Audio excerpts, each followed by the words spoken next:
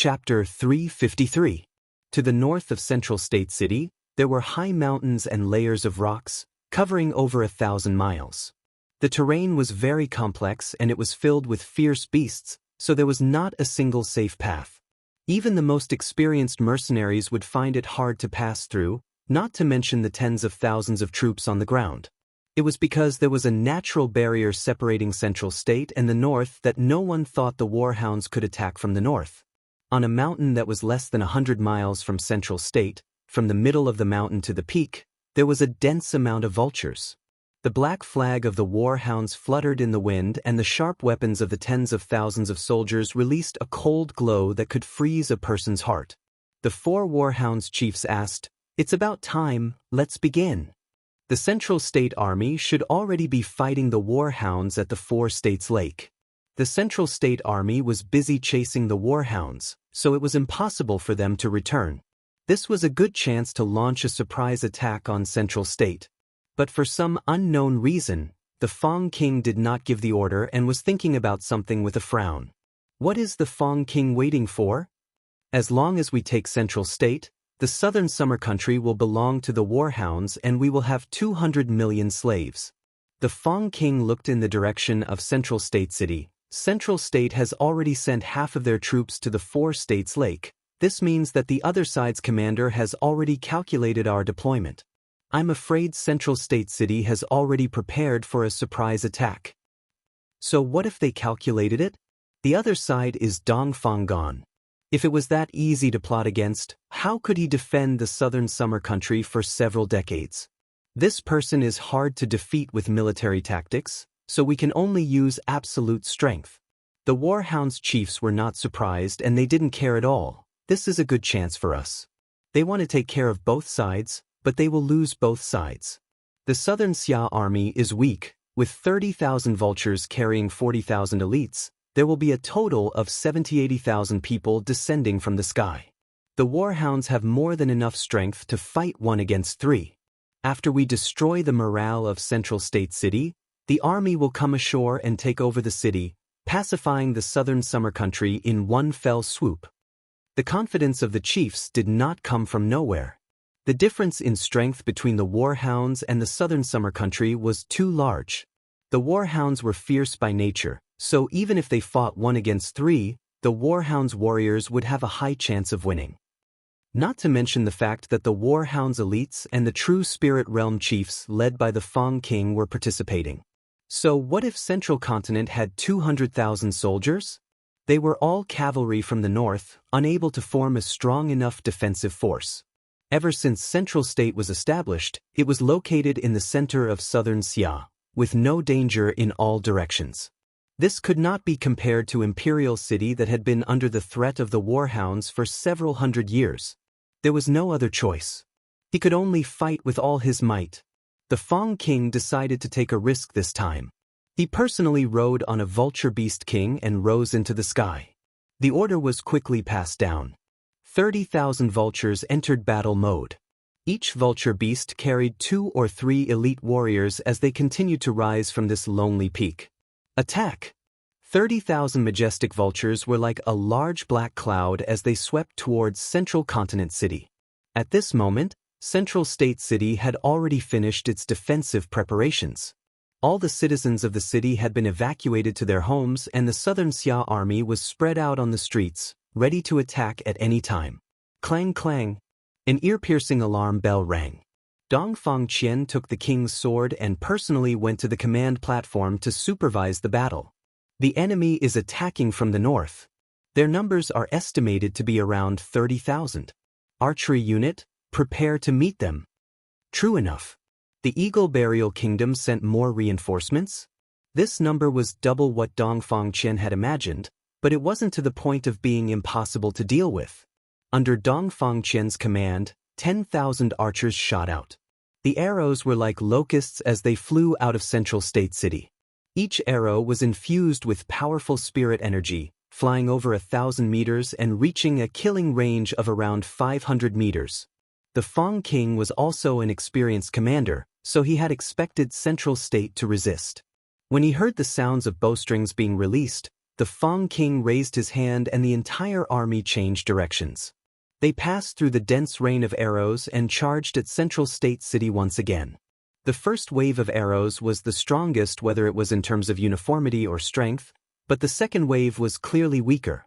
The Vulture Knights charged down at full speed, charging through the rain of arrows. Passing through the roofs of Central State City, large amounts of Warhounds elites jumped off the vultures with scimitars, falling into Central State City like rain. The 30,000 Vulture Knights were a very strong battle strength. Without Southern Xia's aerial forces, it was enough to easily defeat 100,000 storm cavalry, not to mention there were 30,000–40,000 airborne soldiers.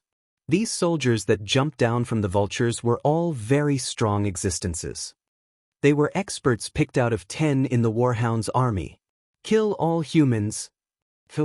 Central State did not have any aerial forces, so the Vulture Knights could run amok. Just the archers could not stop them. The speed and power of the arrows could not pose a threat to the vultures. When the Warhound's elites moved through the streets like spiders, charging at the southern summer soldiers like hungry wolves, Dong Fanggan saw that the enemies were deep in and immediately gave the order, "Open fire." The Southern Xia army had been waiting for this order for a long time. Meng Yingying held the source energy submachine gun in her hands as she fired at a group of Warhound soldiers coming out from the corner of the street. The dense rain of light bullets instantly killed several people. "Go die, you damn Warhounds bastards." Nangong Yun took out a large fellow that was several times longer than a normal source energy submachine gun. The barrel had 3 openings and there were 8 large magazines connected to the body of the gun. Each large source energy magazine could shoot at least 30–40 bullets, which meant that this special gun had a high capacity of around 300 bullets. The special gun released a wild beast-like roar. The 3 barrels poured out large amounts of source energy bullets like a storm. When Nangong Yun swept across the sky, several Vulture Knights were instantly torn to pieces by the terrifying strength. This is so fucking satisfying. Boss, this weapon is practically made for me. Nangong Yun turned her body and the 3 barrels spat out flames. "I'll let you taste Miracle Commerce's might." This was a heavy firearm specially made by Chu Tian. The materials used were leftover materials from the source energy cannons, so the gun had a high resistance. Even if it was fired at a high speed, the barrel would not easily explode. This heavy firearm's firepower was 3–4 times stronger than the submachine gun and was named the Storm Rifle. There was only one in the entire Miracle Commerce, and it was used by Nangong Yun to have fun with it. "Open fire. Sweep away the Warhound's vermin." Meng Yingying and Nangong Yun had only opened the curtains. The Southern Xia army had been hiding their strength to numb their opponents. When the Warhounds began their attack, Southern Xia did not need to hold anything back. Countless source energy guns began to fire at the same time. These source energy guns did not have as long range as the crossbows, but they had a terrifying destructive might in the short to medium range. Whether it was power or firing speed, they could not be compared to before. In the Imperial City battle, 2,000 submachine guns caused 20,000 Vulture cavalry to flee like rats, suffering heavy casualties. Now the Central State City Army had over 10,000 source energy submachine guns and several tens of thousands of source energy pistols. Although they did not have any air-to-air power, the scale and quantity could not be compared to the past. Dong Fanggan's formation was airtight and the Warhound's Vulture cavalry were thrown into a pit of fire, instantly suffering an unbelievable number of casualties. The several Warhound's chiefs were stunned seeing this. What was going on?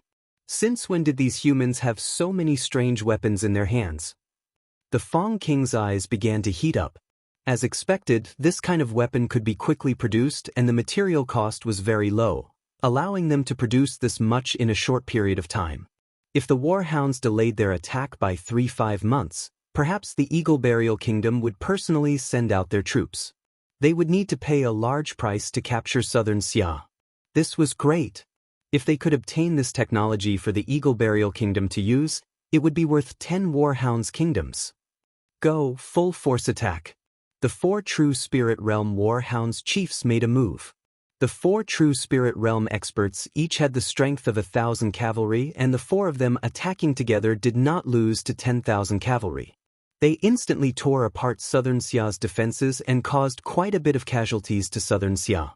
Humph, the spirit beasts are acting fierce, watch me deal with them. Vivian wanted to make a move. Wait a minute. Meng Yingying suddenly called out to her, now is not the time, your target is the other side's Fong King. Vivian said through gritted teeth, these fellows are too despicable, it's simply intolerable. Don't be anxious, we'll give them a taste of our strength. Nangong Yun put away the exaggerated storm rifles and took out the source energy cannons. Meng Yingying loaded the source energy cannons, and the 2 of them aimed the cannons at the true spirit cultivators flying in the sky. Open fire. Amidst the earth-shattering roar, that white light was even more dazzling than the sun as it instantly tore through the sky. It flew through the sky and hit a warhound's chief, instantly vaporizing most of his body.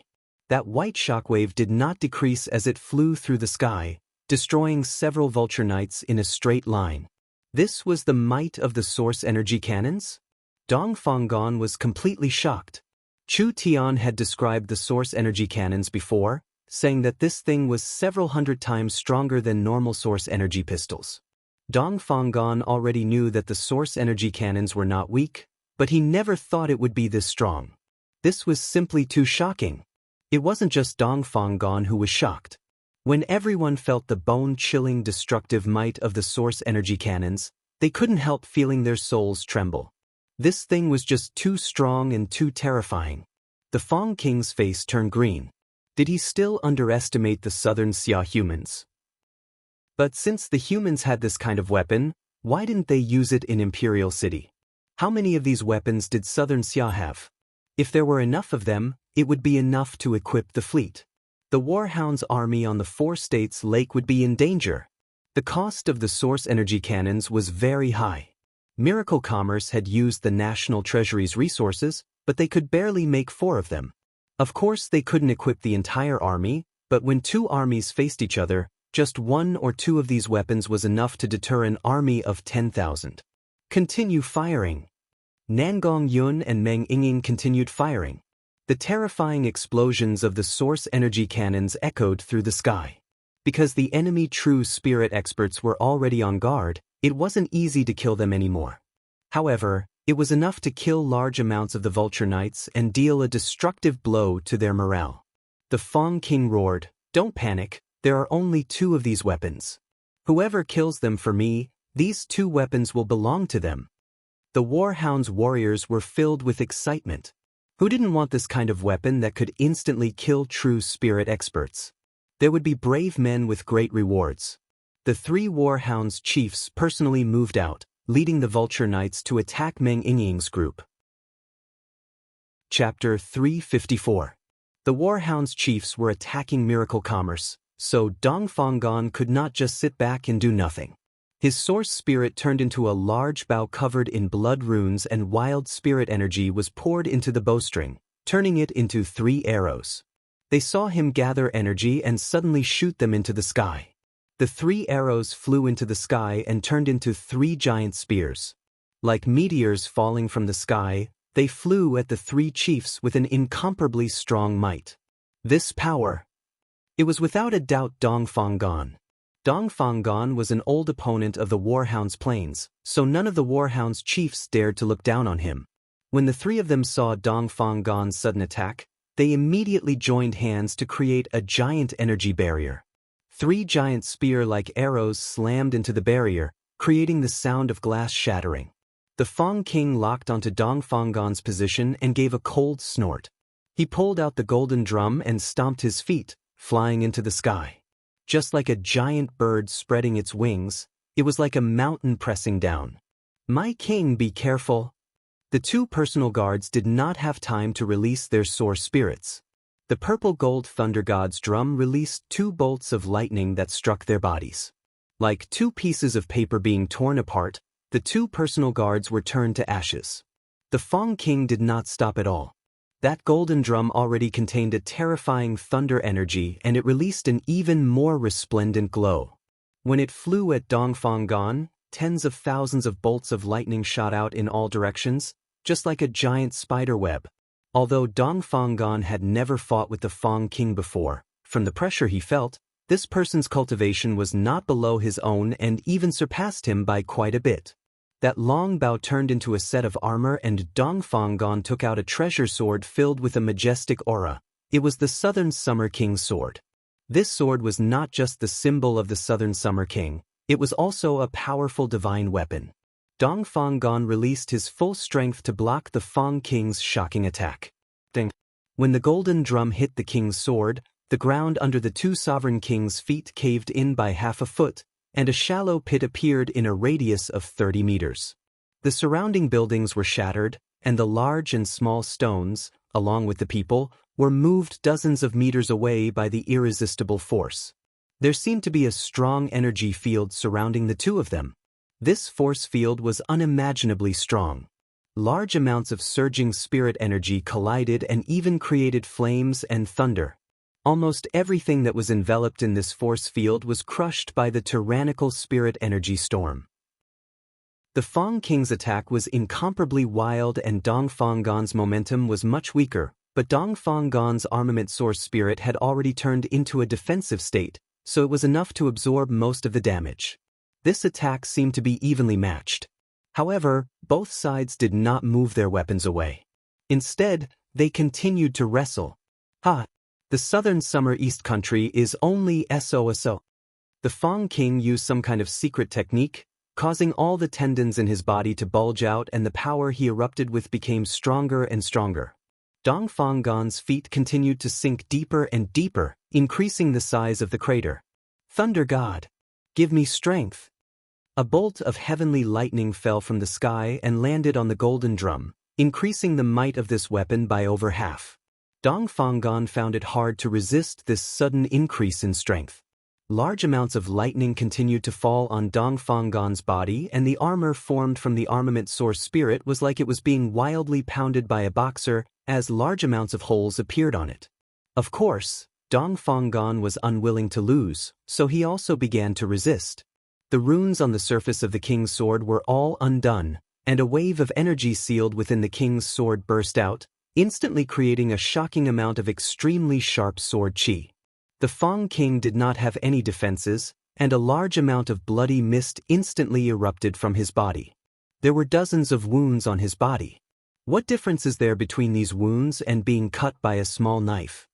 The Fang King's right hand held the golden drum and his left hand condensed a fierce energy, slamming it at Dongfang Gan's chest.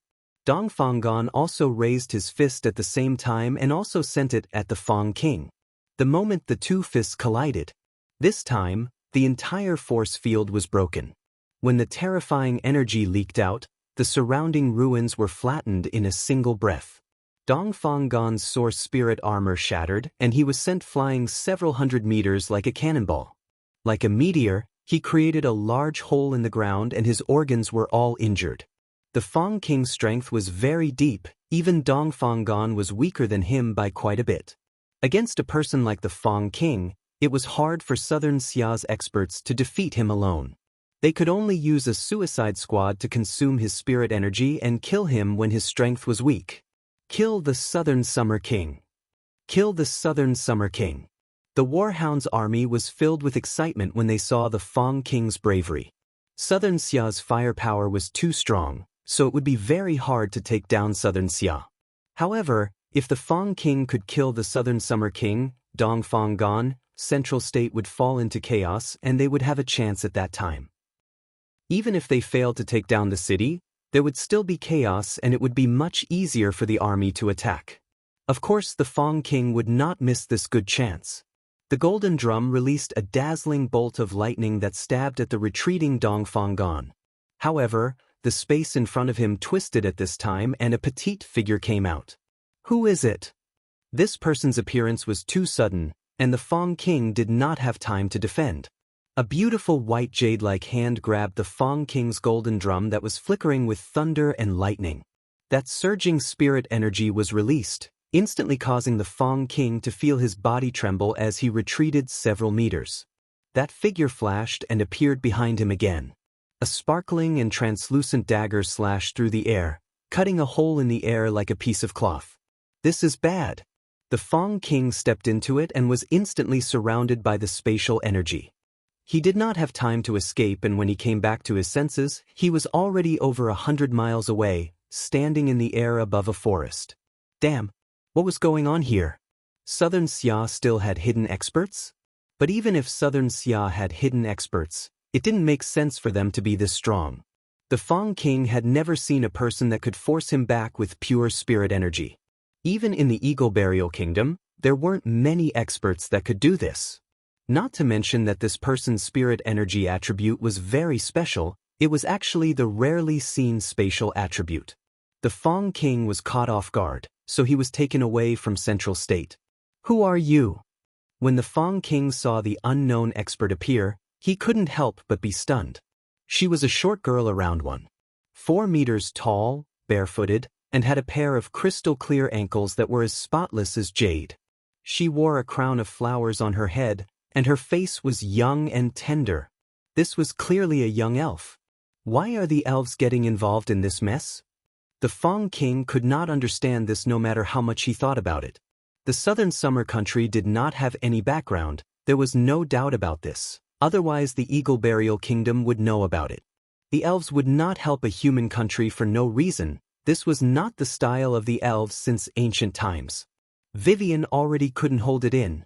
Before Chu Tian left, he had told her that she couldn't reveal her strength and identity in front of too many people, otherwise the entire southern Xia would know that there was a young elf helping them beat back the spirit beasts. The elven forest would immediately know about this, and it would be bad for miracle commerce. The best method was to take advantage of the Fong King and the Southern Summer King's fight and suddenly make a move. Before anyone could react or even see what was happening, Vivian would send the Fong King out of the battlefield. This way, the warhounds would lose their leader and Vivian would be able to fight as she pleased. Do elves need a reason to fight spirit beasts? Vivian had fought quite a few spirit beast experts in the forest. This Warhound's Kingdom's Fong King was a bit troublesome, but he was not Vivian's match with his strength. Seeking death. The Fong King instantly stabbed out with the drum. Spatial crack. Vivian was prepared to use the method she used on Dong Fonggon to deal with the Fong King. First she would tear open a spatial crack to block the Fong King's attack, and then she would create another spatial crack on the Fong King's body. As long as the Fong King's weapon touched the spatial crack, the one who would be pierced by the spatial crack would be himself. The Fong King could feel the spatial energy fluctuations and his weapon stopped in front of the spatial crack. However, the golden drum released lightning that went around the spatial crack to shoot at Vivian. This spirit beast really did have some skills. Vivian had fought quite a few strong characters in the Forest of Chaos, but there were very few opponents that could see through Vivian's spatial manipulation. For the Fong King to be able to do this, it really wasn't simple. Vivian's source spirit was the spatial dagger and her main ability was to create spatial cracks in space. All of her attacks, defenses, and movements were based on this foundation. Vivian could not only teleport through space, she could also cut through space and do things normal people couldn't do. Therefore, no secret realm or cage could trap her. Other than that, Vivian also had an extraordinary attack because she could cut through space, so she could cut through anything on a spatial level. Cut! Vivian's right arm swung out. Space was torn apart by an invisible power and it was like a large mouth swallowing the lightning. The Fong King's expression slightly changed. With your strength, why are you working for the southern summer insects? Could it be that you're interested in miracle commerce and Chu Tian's knowledge? If it's like this, we can share it and mind our own business. The Fong King was a bit scared. This little elf's cultivation was a bit higher than his and she had the innate spatial energy that was 1 in 100 million on the continent. Even if the Fong King was strong and experienced, it would be hard for him to kill the other side. Vivian curled her lips in disdain. I don't want to work with spirit beasts. If you don't die today, then I will live, so what's the point of saying so much? The Fong King was also enraged. This elf simply didn't know what was good for her. The Fong King raised the golden drum and summoned thousands of bolts of lightning. It was like a dense rain that wildly poured out in all directions. This elf's innate talent was not normal, but she had to cut through space to control it. The Fong King filled the surrounding space with lightning, and it was hard to tell where the Fong King was with the naked eye.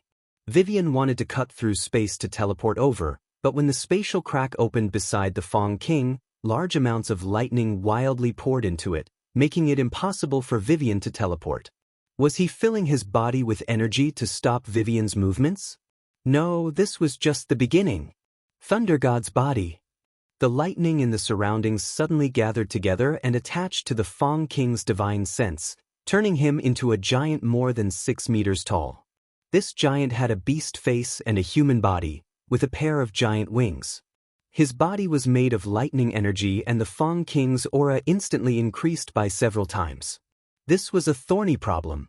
Everyone knew that the spatial attribute was one of the strongest attributes, but they didn't know that the stronger the power, the more restrictions there were. When Vivian controlled space, she was mainly affected by 2 factors. The first was the distance. The further the space, the lower the accuracy. For example, if Vivian wanted to use space to cut through a person 10 meters away, she could easily do it. But it would be a bit difficult to make it 100 meters away, and it would be very difficult to make it 1,000 meters away. This was because controlling space depended on one's divine sense. The further the distance, the weaker the divine sense, the more inaccurate the location. The second was the stability of space. The stability of space also affected the accuracy. This space was stable most of the time, but when the space was filled with powerful energy, the space would become unstable due to the energy fluctuations. If Vivian's strength was not enough to overcome the interference of the energy, it would be very hard for her attacks to hit the other side.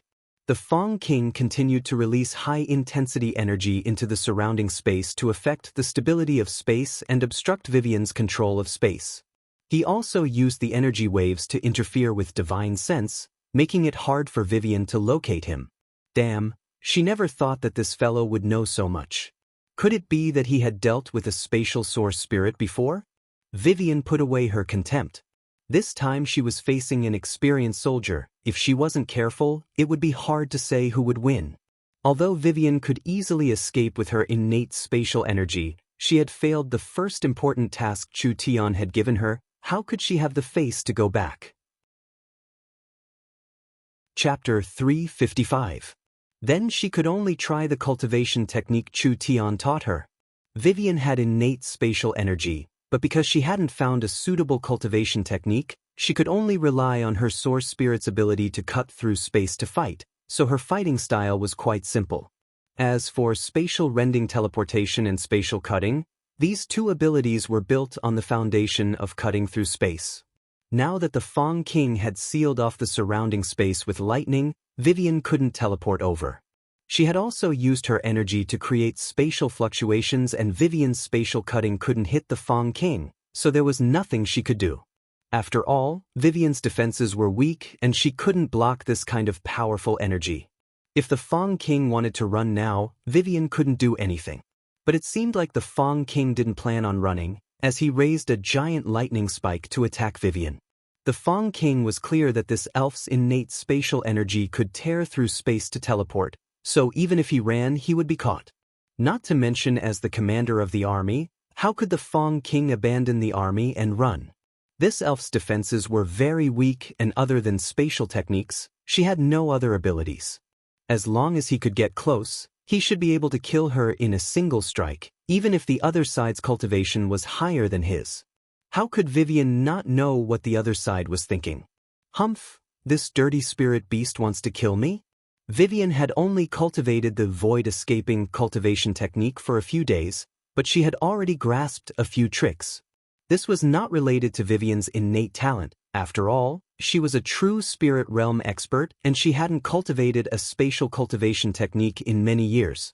Now that she had a cultivation technique that matched her source spirit, naturally it complemented her source spirit. When the Fong King got close to Vivian, he spread out lightning, covering Vivian's surroundings. The lightning released intense energy in a short period of time, quickly interfering with the surrounding space and restricting Vivian's teleportation ability. Die! A lightning bolt condensed into a sharp thorn and suddenly stabbed into Vivian's body. At this time, Vivian's body trembled, and then the lightning bolt directly pierced through Vivian's chest, the dazzling energy penetrating through her back. Did she die? The Fong King revealed a look of joy. With this kind of powerful energy attack, it would be hard for her not to die. But at this time, the Fong King was surprised to find that Vivian's body wasn't injured at all by the lightning. The attack seemed to have hit air and not Vivian's body. Vivian was getting closer and closer to the Fong King. Not good. The Fong King felt a strong sense of danger. Vivian revealed a sly smile. This distance should be enough. She raised her white, jade-like palm and condensed a spatial blade that slashed across the Fong King's body. Spatial laceration. Cutting objects from the spatial level. Regardless of how sturdy an object was, it could be split apart no matter how hard it was. Poochie. Blood splashed out. Everything happened in an instant. The Fong King had been cut in half at the waist. The Warhound's Kingdom's Fong King didn't even know what had happened, but he had been mysteriously killed like this. It was so useful. Was this the effect of void evasion? Escaping into the void, it really lived up to its name. When Vivian used the void evasion technique, her entire body was covered in spatial energy. Even if her opponent could still see her, her body was actually separated by a layer of spatial energy, and she was no longer within the normal spatial structure. This state could make her immune to any attack. Whether it was ice, fire, wind, or lightning, they would be separated from Vivian's body by the spatial layer, so they couldn't touch Vivian and couldn't harm her at all. She could use the special ability of her spatial dagger to attack through space. The essence of the void evasion was a mysterious spatial movement technique. Once Vivian mastered this cultivation technique and combined with the attack power of her source spirit, spatial dagger, others couldn't hit her, but she could hit others. Her strength would reach a terrifying level, and those geniuses of the same level could only be instantly killed. The void evasion was not completely invincible. She wouldn't receive normal injuries, but attacks on her mind, soul, space, and time were still effective. Other than that, the void evasion state was like a dividing line. If one's strength wasn't strong enough, even if there were millions of attacks, Vivian wouldn't be injured at all and she wouldn't consume too much energy. But if one attack was strong enough and could break through the spatial barrier, it would be able to break Vivian's cultivation technique. Vivian had just cultivated the void evasion and her cultivation technique wasn't strong enough. Even if she received an attack of similar strength, her cultivation technique would still be broken. But it was a pity that the Fong King's cultivation was weaker than Vivian's, so he couldn't break this spatial cultivation technique. As Vivian's strength increased in the future, if her cultivation technique reached the large success realm, she would be strong to the point where normal attacks would not be able to threaten her in the same realm. Whether the other side was 3 or 5 layers higher than her, as long as they were in the same realm, normal attacks would be ineffective. This was the terrifying aspect of a spatial cultivation technique. Done. Vivian sent the Fong King's corpse back to Central State. The Fong King suddenly disappeared from the battlefield and reappeared after around half a minute. In the end, he had turned into a corpse that had been cut in half. The Warhound's army's morale had completely collapsed. The Warhound's planes could only form the Warhound's kingdom with the Fong King. Once the Warhound's kingdom lost the supreme leader of the Fong King, they would return to being a group of headless Warhound's clans. Now the Fong King was dead. Wouldn't the Warhound's planes return to the past? Retreat, retreat. The Warhound's chief felt that there was no need to fight. Instead of wasting troops in Central State City, it was better to expand their territory on the plains. The Fong King had been killed, the Warhound's kingdom had collapsed, and the tribal alliance had been broken. Was it that easy? Spatial rope. When the Warhound's chief stepped out, the surrounding space twisted like an invisible rope trying to trap him. This was also a secret technique of the void evasion.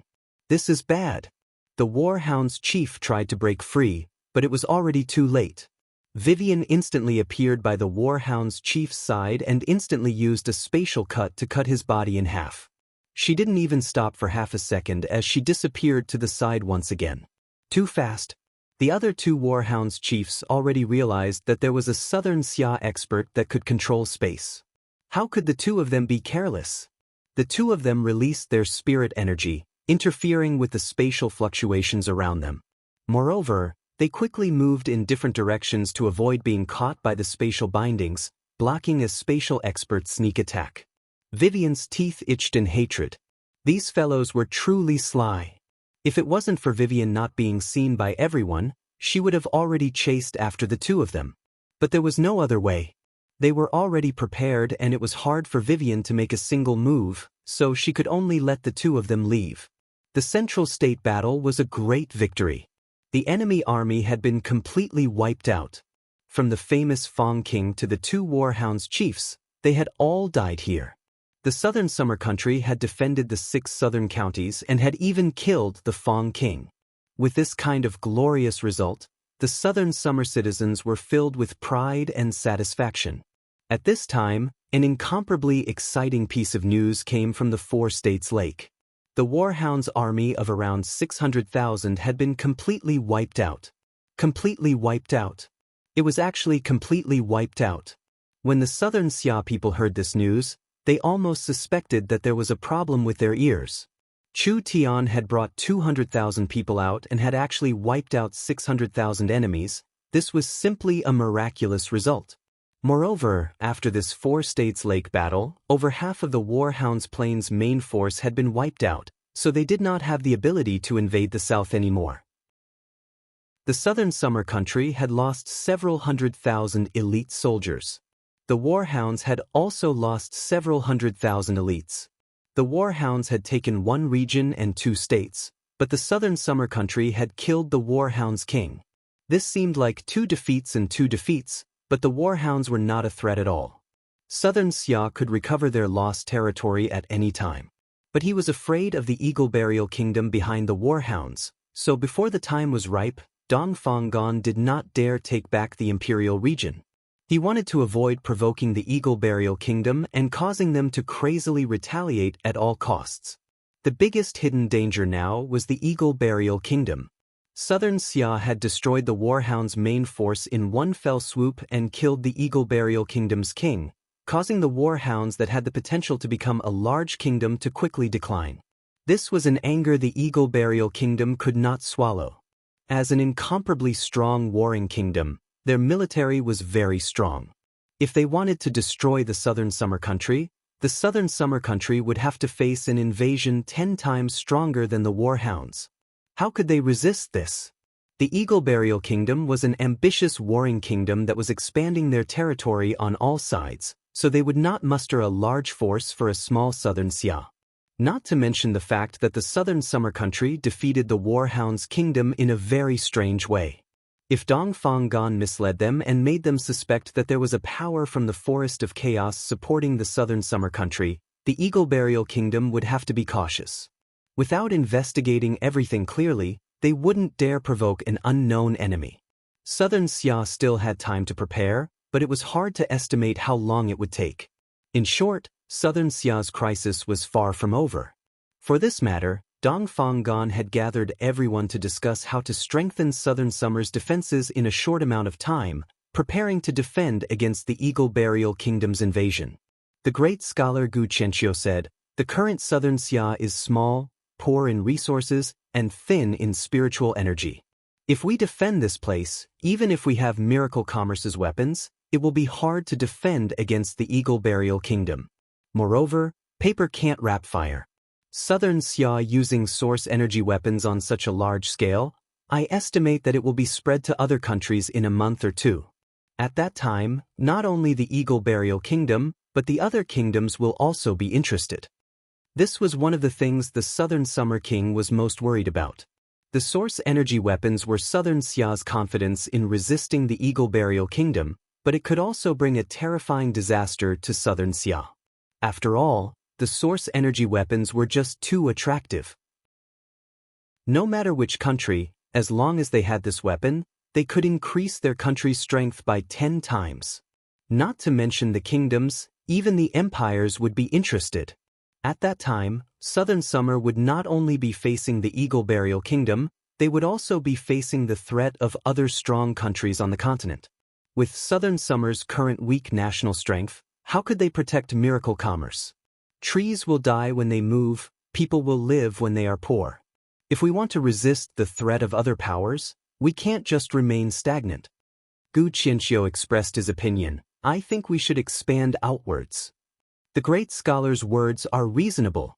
Dong Fanggan gave a slight nod. We can't advance to the north and there are no rich lands to the east or west, only the south can be taken a risk. Only according to this king's knowledge, the southern forests are very rich, but there are many unimaginable powers. The best of them are not inferior to warring kingdoms. Southern Xia is too weak, so if we recklessly enter, we will be swallowed without even bones remaining. What does everyone think we should do? A single eagle burial kingdom could force Southern Xia into its current state. The top powers in the Forest of Chaos were not inferior to warring kingdoms. The entire Forest of Chaos had the potential and resources to form a large empire. With such a rich and fertile land, even if Southern Xia could absorb a bit of resources, it would be enough to increase Southern Xia's national strength. This was indeed a good way to quickly increase Southern Xia's strength. Only, could Southern Xia really gain a foothold in this kind of place? Southern Xia might not be able to, but miracle commerce can. Meng Qingwu stood up and said, with miracle commerce, it will be much easier to enter the Forest of Chaos. This was true. Southern Summer was still a country no matter how weak they were. If they used their country's identity to enter, they would be labeled as invaders by the locals and they would be suppressed hard to resist at that time. Miracle commerce was different. The Forest of Chaos was very chaotic, but because of the chaos, there were many business opportunities. There were many merchants on the continent that were willing to take the risk, and the locals did not reject foreign merchants that much. Miracle Commerce's products were very competitive in the Forest of Chaos. Chapter 356. Miracle Commerce had grown by leaps and bounds in just half a year, but it was limited by Southern Xia's environment, so it could not continue growing. Therefore, it needed to find a new environment to break through. Southern Xia's current situation was not good. It was very weak internally and was filled with dangers externally. There was a strong desire to develop new resources and find new hope, but it was not convenient to use the country's power. In this kind of situation, Southern Xia and Miracle Commerce could work together. As long as Southern Xia secretly supported the company in establishing themselves in the Forest of Chaos, the company could bring rich resources to Southern Xia in the future, allowing Southern Xia to establish a resource field in the Forest of Chaos and even have a place of their own. Even if they failed, at most Miracle Commerce would suffer a heavy blow and Southern Xia would be able to withdraw and not be caught up in it. What reason was there not to give it a try? The Southern Summer King issued 2 royal proclamations. The first was to urge the Cloud Dream Marquis Meng Qingwu to take up the position in Southern State as soon as possible. The Western Marquis of Southern State had already died in the Imperial City battle. After Meng Qingwu was bestowed the title of Cloud Dream Marquis, she became the trusted Marquis of Southern State, so it was natural for Meng Qingwu to manage Southern State. The second was that because the north was occupied by the spirit beasts, they could not take it back in a short amount of time. Southern Xia had not yet developed the south, but it still had the advantage of rich resources, so it would become the most important growth point for Southern Xia. Therefore, they used the power of the country to increase the development of the south. In order to ensure efficiency, the country guarding ruler personally led 200,000 elite soldiers to oversee it. Southern State was the southernmost region of Southern Xia and the closest place to the outer regions of the Forest of Chaos. Letting Meng Qingwu take up the position of Marquis in Southern State was actually making it more convenient for Miracle Commerce. After a few days, the members of Miracle Commerce set off together. This could be considered an unprecedented large relocation for Miracle Commerce. Chu Tian did not just take the core team from Central State, he also sent the resources and money stored by Miracle Commerce to the south. Other than that, Miracle Commerce also brought the army that Dong Fanggan had given them. An army of 200,000. All of them were storm cavalry. Dong Fanggan handed over the remaining elites of Southern Xia to Chu Tian to manage. The number 1 ruler of southern Xia, the famous Chu Tian who destroyed 600,000 warhounds, personally led the southern Xia elites to southern state. As for Meng Qingwu, she was the chairman of Miracle Commerce and the marquis of southern state given to her by the southern Summer King. She could lead the entire southern state army, and now no one could compare to their prestige in southern Xia.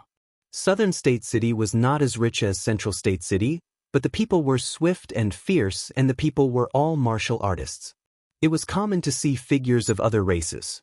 The South Continent Vice City Lord personally led the South Continent Army to welcome them. Greetings, Country Protector Emperor.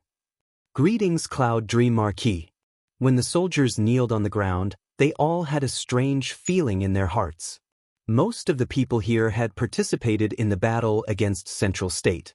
They had fought several months ago, but who would have thought that in this short period of time, Chu Tian would become the Country Protector Emperor and Meng Qingwu would become the Marquis of Southern State. The entire Southern State had become the world of the two of them. Fate was always changing. It really made people sigh. After Miracle Commerce entered Southern State, the resources of the country continued to pour in, helping Miracle Commerce develop Southern State. Chu Tian used this chance to gather a large amount of precious materials to refine pills, wildly increasing Miracle Commerce's strength. Very quickly, Meng Yingying, Meng Qingwu, and the other illustrious Soul Realm cultivators all took several top-quality sacred pills and smoothly reached the true Soul Realm, reaching the 7th awakened soul layer. Of course, Chu Tian would not mistreat himself. In just a short week, he had used several top-quality level 2 sacred pills and easily jumped a layer, reaching the 8th awakened soul layer.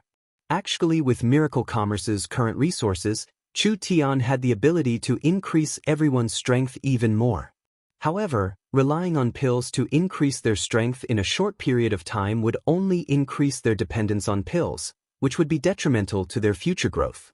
Therefore, Chu Tian decided to slow down. He used the remaining resources on Qin Bingyu and Dongfang Haoren, the two peak 9th awakened soul layer cultivators, building a foundation for them to break into the true spirit realm. The previous Southern Summer King's son, Dongfang Haoren, had already joined Miracle Commerce. Chu Tian had appointed him as the head of the Chu sect, managing Chu Tian's Chu sect. Dongfang Haoren's talent was not inferior to Chu Xinghe's. If he was properly trained, he would become an expert in the future. While large amounts of resources were being used to train high-level members, Miracle Commerce did not forget to develop low-level members. The resources consumed in this period of time was over 10 billion gold coins. This was not a small amount even for the 3 great clans of the past. There was no power in southern Xia that could consume this much resources in just a few days. Miracle Commerce consumed resources too quickly and large amounts of gold coins flowed into the people. Adding in the chaos from before, the prices in southern Xia were soaring and the price of a sacred herb was more than double what it was before. Chu Tian did not care about this at all. Gold coins were a low-level currency. It was useless once they left southern Xia. Didn't Chu Tian create Miracle Commerce to collect resources to cultivate and grow? He would spend money when he needed to. As for the damage Miracle Commerce would cause to southern Xia's economy, this was not something he considered at all. The most important task now was to build a space warehouse. Because southern state was very backward, the various infrastructures were very backward. Miracle Commerce needed to transport large amounts of resources, so shipping and air were too slow. If there was a space warehouse now, it would be much more convenient to transport resources. Especially after they entered the Forest of Chaos. Miracle Commerce's airships couldn't just randomly enter the Forest of Chaos. If they couldn't solve the problem of transporting resources, how could Miracle Commerce develop the Forest of Chaos? Chu Tian personally guided Vivian, Meng Qingwu, and Meng Yingying as they began the construction of the space warehouse. This was because the lowest level of spatial technology was level 3 source energy technology. True spirit realm experts with spatial abilities couldn't operate it. Currently, only Vivian could directly use it. Meng Qingwu and Meng Yingying had strong learning abilities, mainly learning the complex spatial knowledge. Of course, Meng Yingying's learning ability was weaker than Meng Qingwu's, but Meng Yingying's mirror source spirit could imitate other source spirits. There would be a day when Meng Yingying would become an important spatial technology researcher. Cheers erupted in the research room on this day.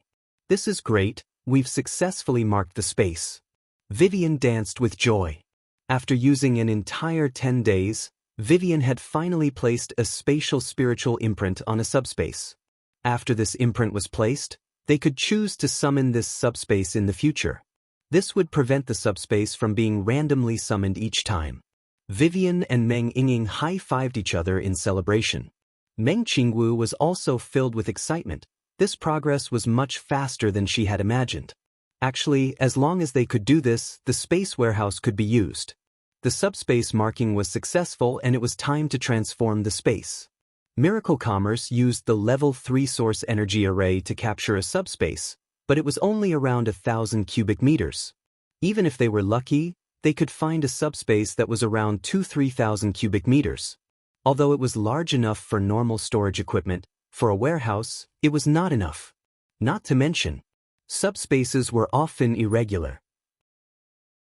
The subspace marked by the Yun sect was shaped like an irregular flat cake.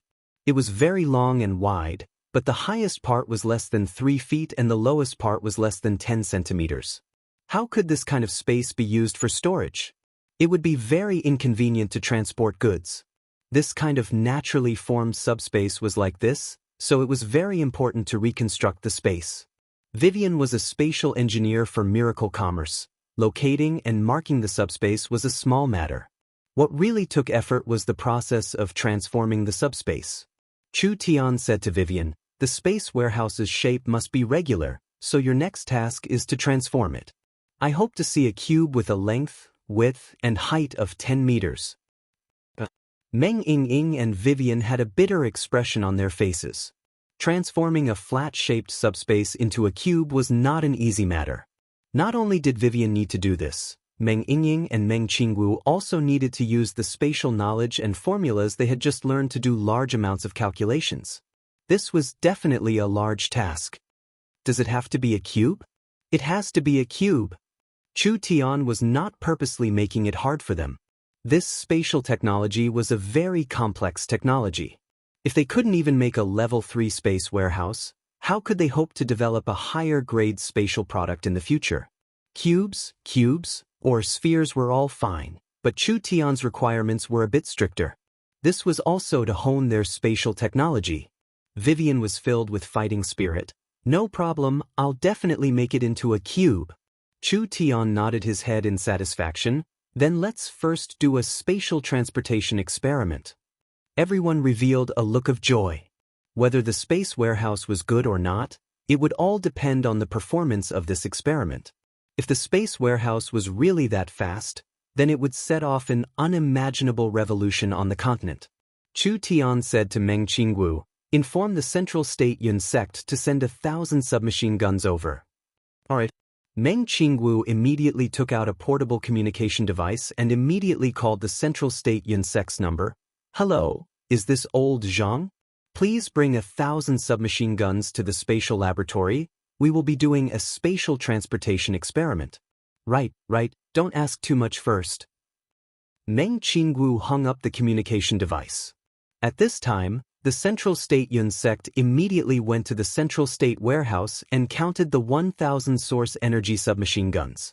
Every 100 of them were placed in a box, and finally 10 boxes were sent to the spatial laboratory. Open the source energy array. Central State's laboratory followed the method and opened up the marked space. Everyone placed the weapons chest by chest into the space, and at the same time, the entire city recorded the experimental data. Put all 10 boxes of guns into the space warehouse. The source energy array is stable, but the energy consumption has doubled. Record: after the space warehouse is filled with items, the space warehouse's energy consumption has increased. It is not clear if it is caused by mass or volume.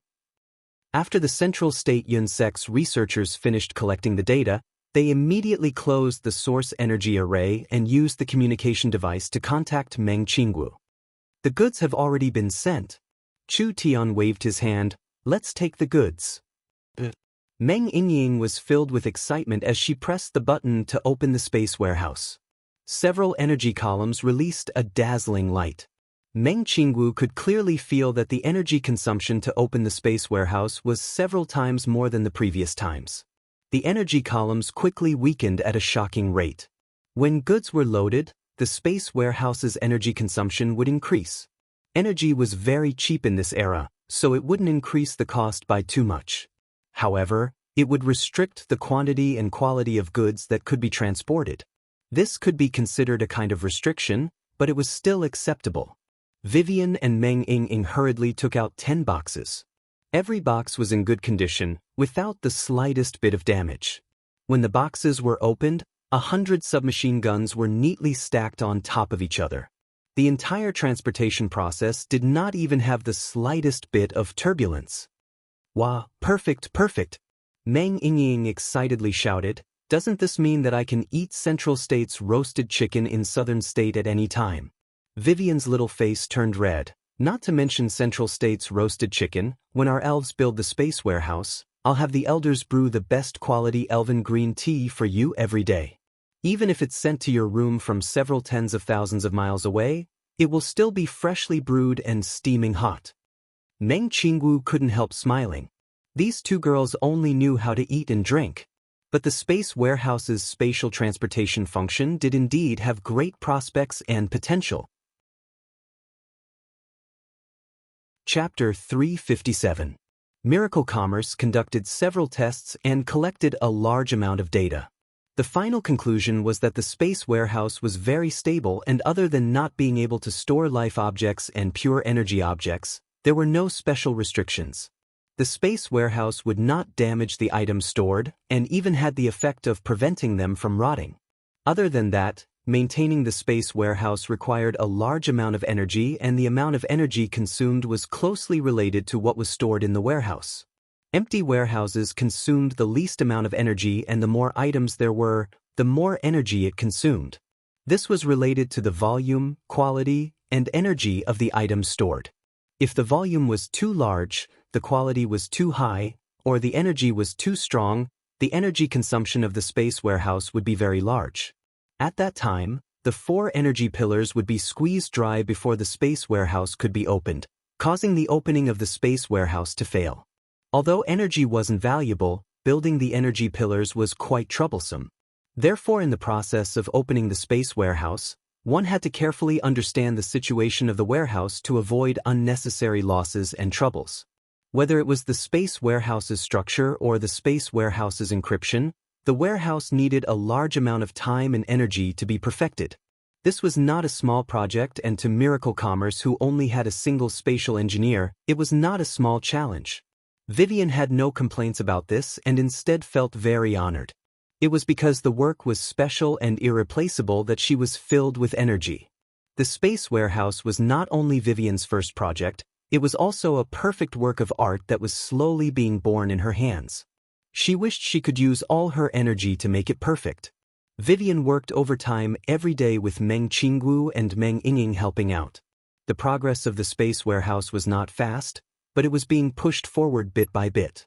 Only, the number of times Chu Tian came to the space laboratory was becoming less and less. It was unknown what he was doing all day. Meng Qingwu asked around and found out that Chu Tian had brought Gu Qianxiu and a group of old men to do research on medicine. Meng Qingwu understood Chu Tian too well. This fellow wouldn't do anything unnecessary. Since it could produce such a strange medicine, then there must be a reason for it. What was so novel about this medicine? How could the general manager of Miracle Commerce not know what happened at Miracle Commerce? Meng Qingwu personally looked at the Yunsek's research records and was shocked to find that she had never heard of this medicine before. Large amounts of fierce beast blood and strange materials were used to refine something called the wild blood medicine. What use did this thing have? It was definitely not a medicine that could increase one's cultivation, nor did it have any healing or detoxifying effects. Meng Qingwu couldn't help but look for Chu Tian. She slapped the documents on the table. The space laboratory's progress has reached a critical point. It's fine if you don't go help, but now you're researching some strange thing. Aren't you going to give me an explanation?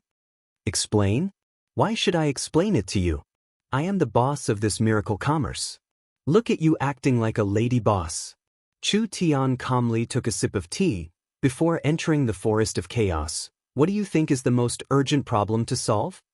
This question stunned Meng Qingwu. The company had a bunch of problems that needed to be solved, so she didn't know which one was the most important.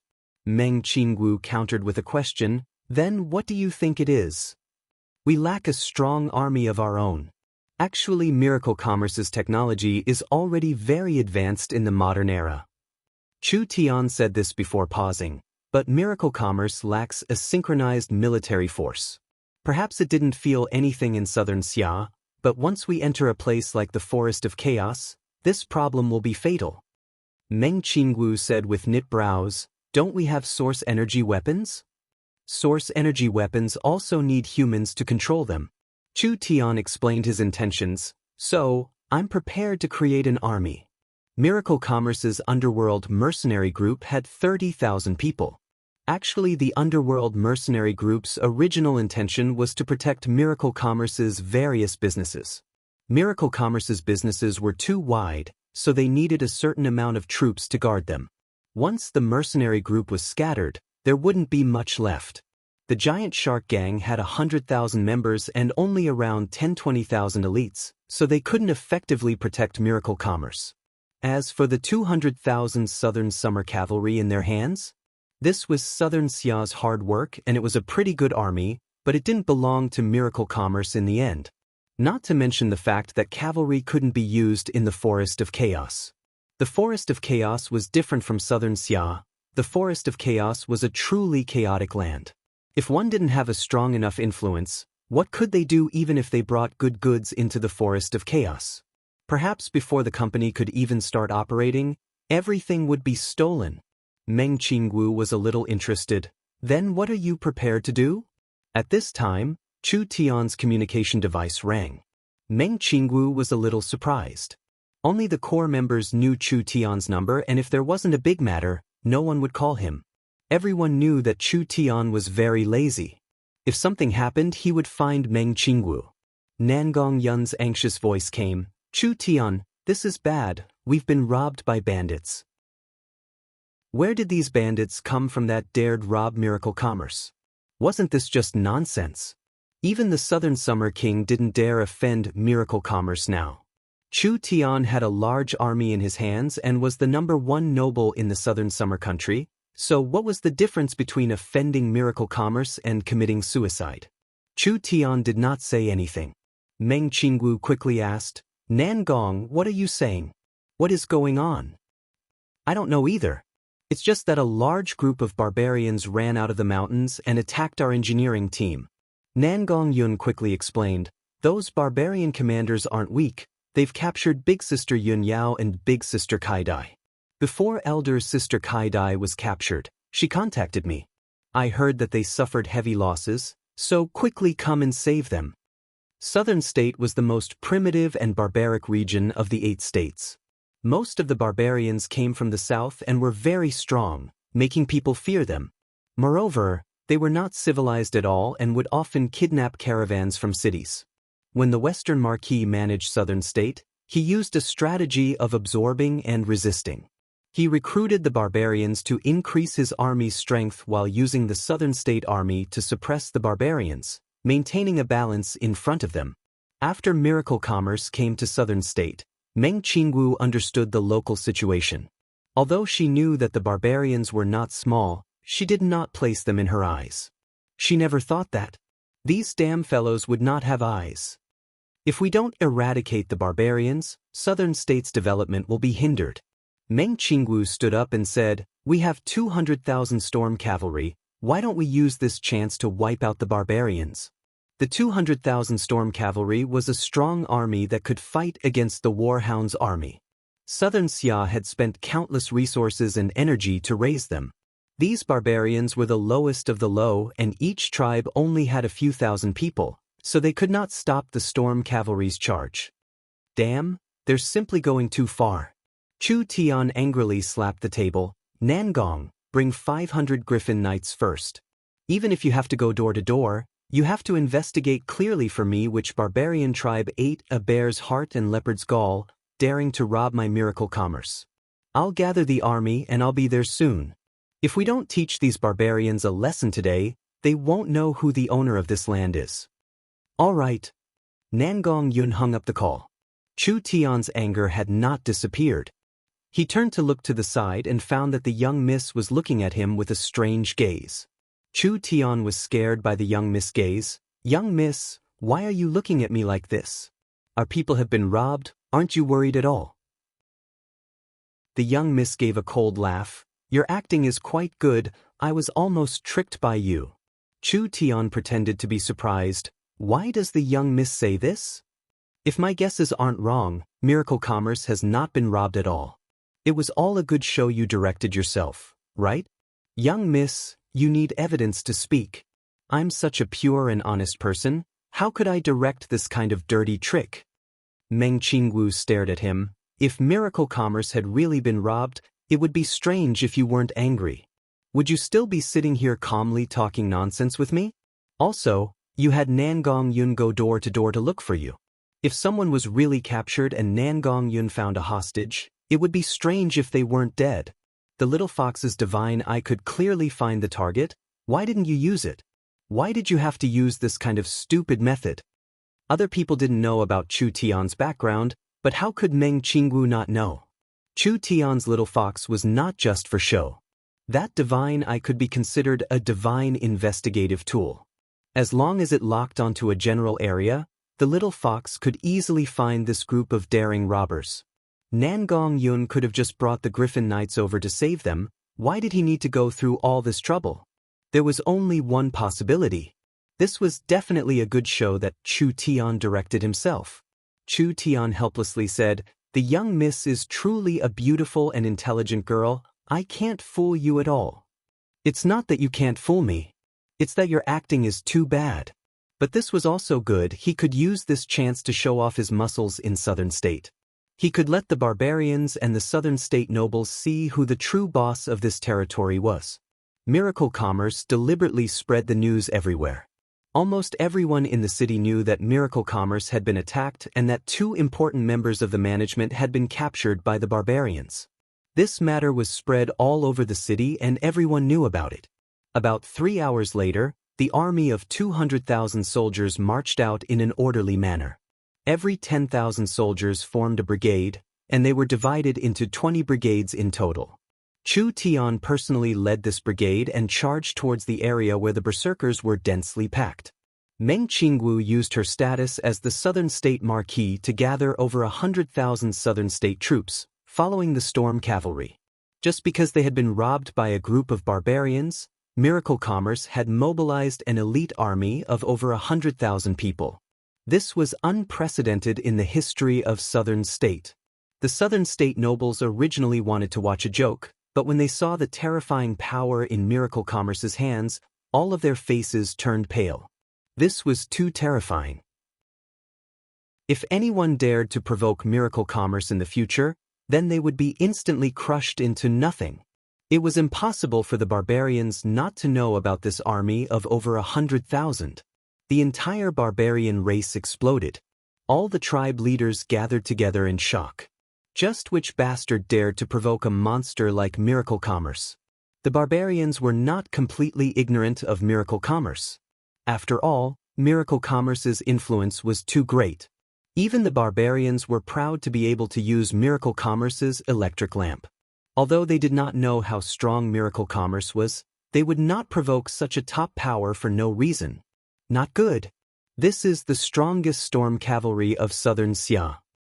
Reporting to the chief, the humans have sent over 100,000 cavalry. We should quickly escape. Damn it. Which tribe did this?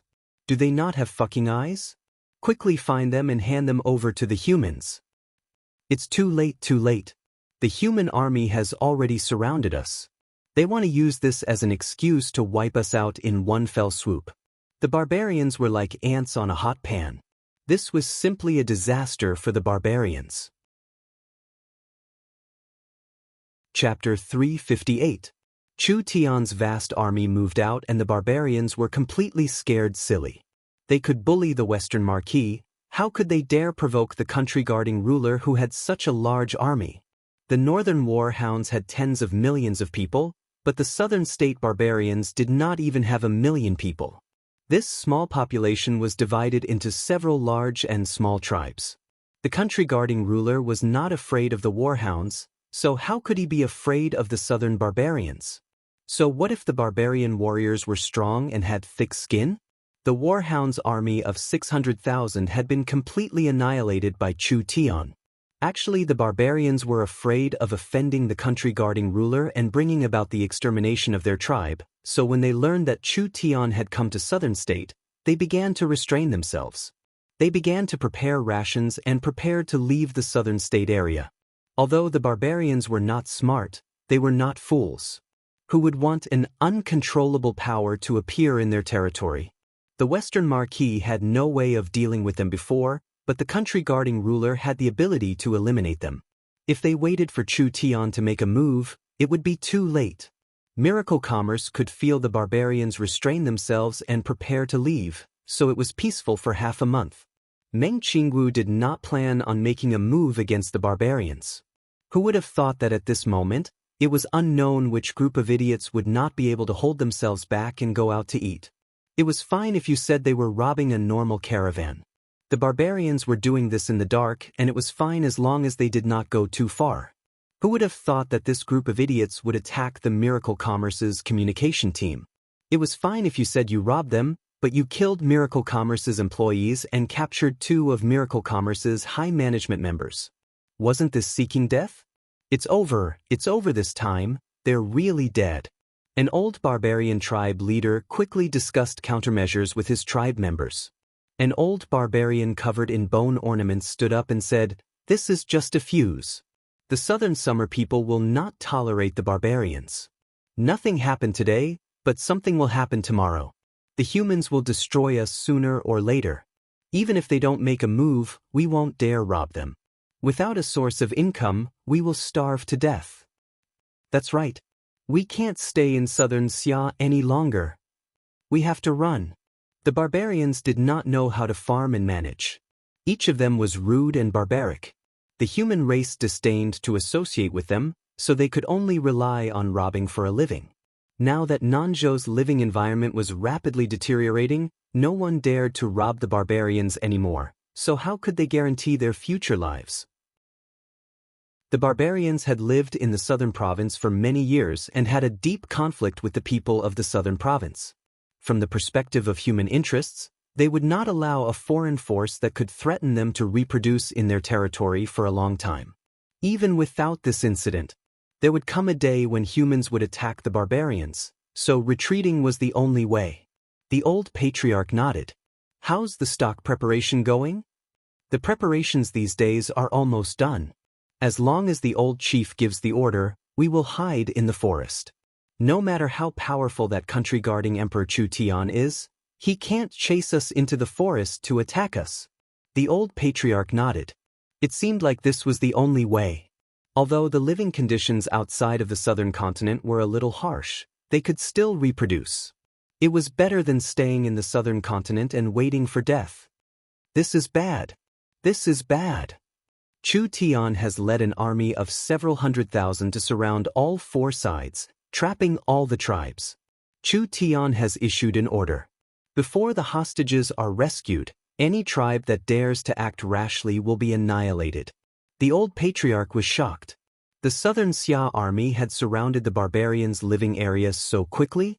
Now that they couldn't escape even if they wanted to, what should they do? In the end, only a few minutes had passed. This is bad. The humans are coming. Clansmen, fight with them. When these old barbarians heard the shouts outside, all of them were scared out of their wits and hurriedly ran out. A red-haired woman riding a griffin flew over with hundreds of griffin riders. All the young barbarians in the tribe picked up their javelins and rushed towards this flying unit. "Stop! Quickly stop!" The old patriarch's eyes almost popped out. These reckless youngsters, do they know what kind of army this is? This was Southern Xia's trump card, the Griffin Riders. This was a special force used to protect the royal family. Whether it was the riders or the mounts, they were all in the awakened soul realm. Don't think that the other side didn't have many people. These several hundred griffin riders were enough to destroy a barbarian tribe of several thousand people. Too late. These young-blooded barbarians were all like newborn calves that were not afraid of tigers. When they saw the griffin riders approach, they immediately threw their javelins. How could this level of attack injure the griffin riders?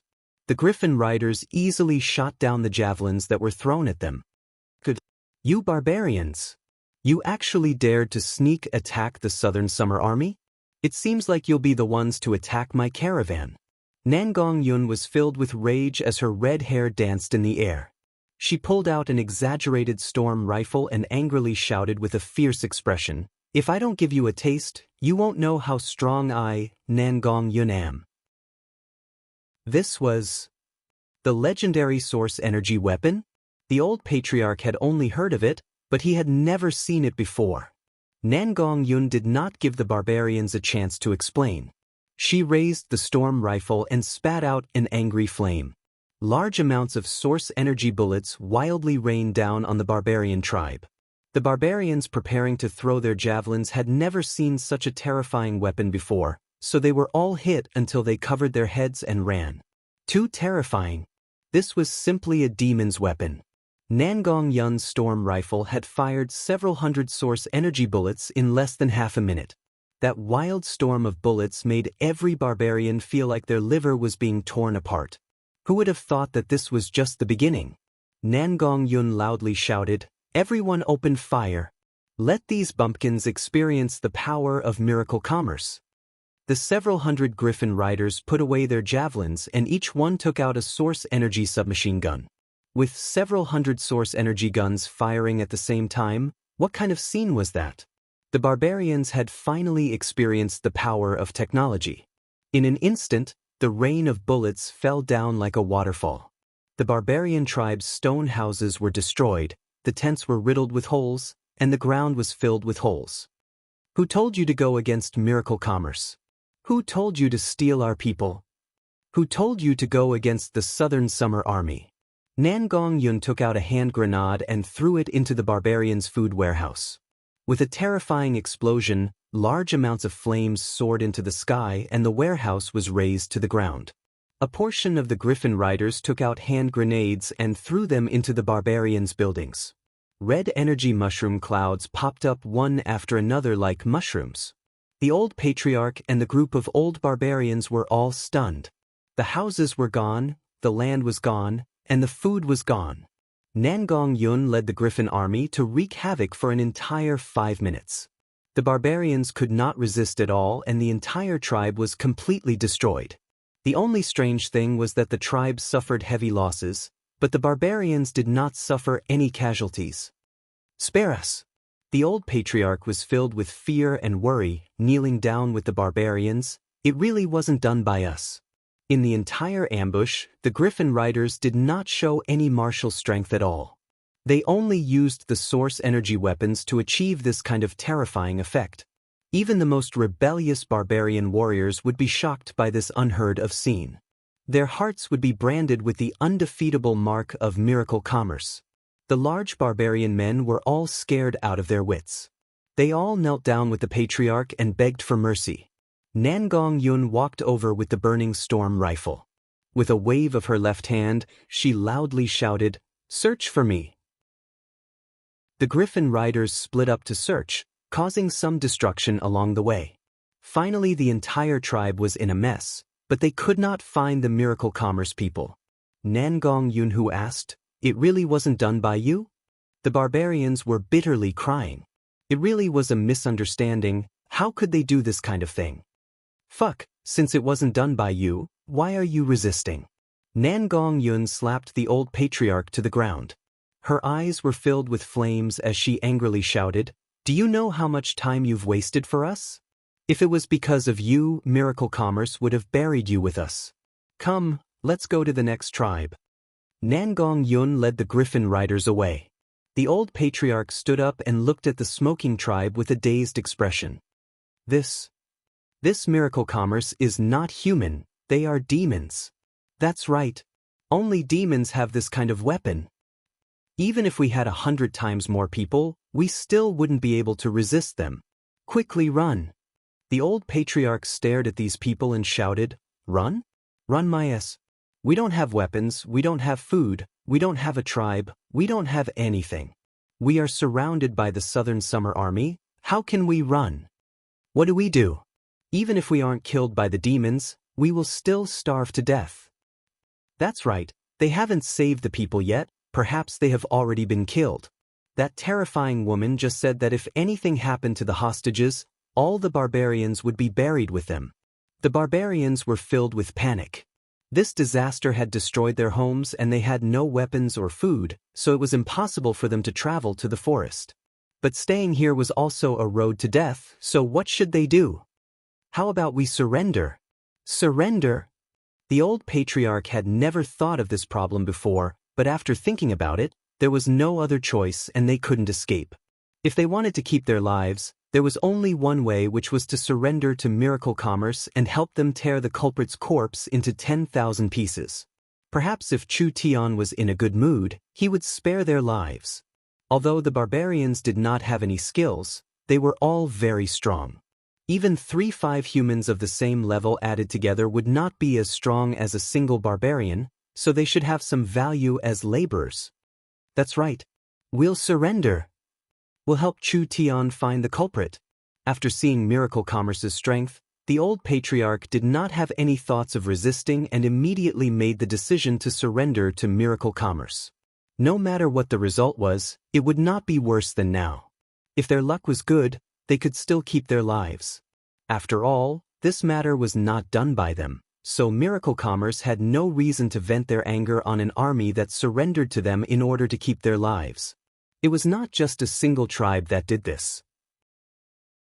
In just a short day, all the barbarians in the barbarian area had no home to return to.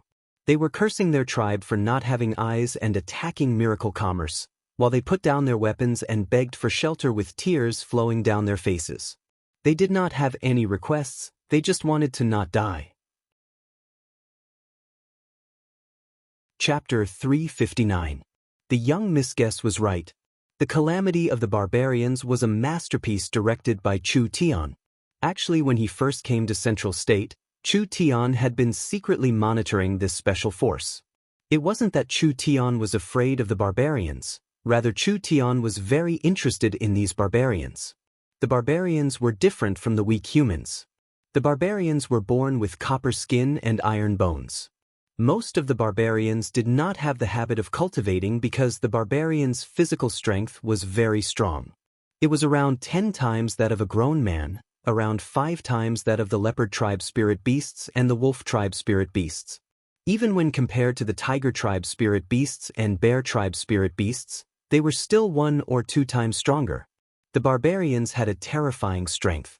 Even if they did not cultivate, they were not inferior to the elite Southern Xia soldiers.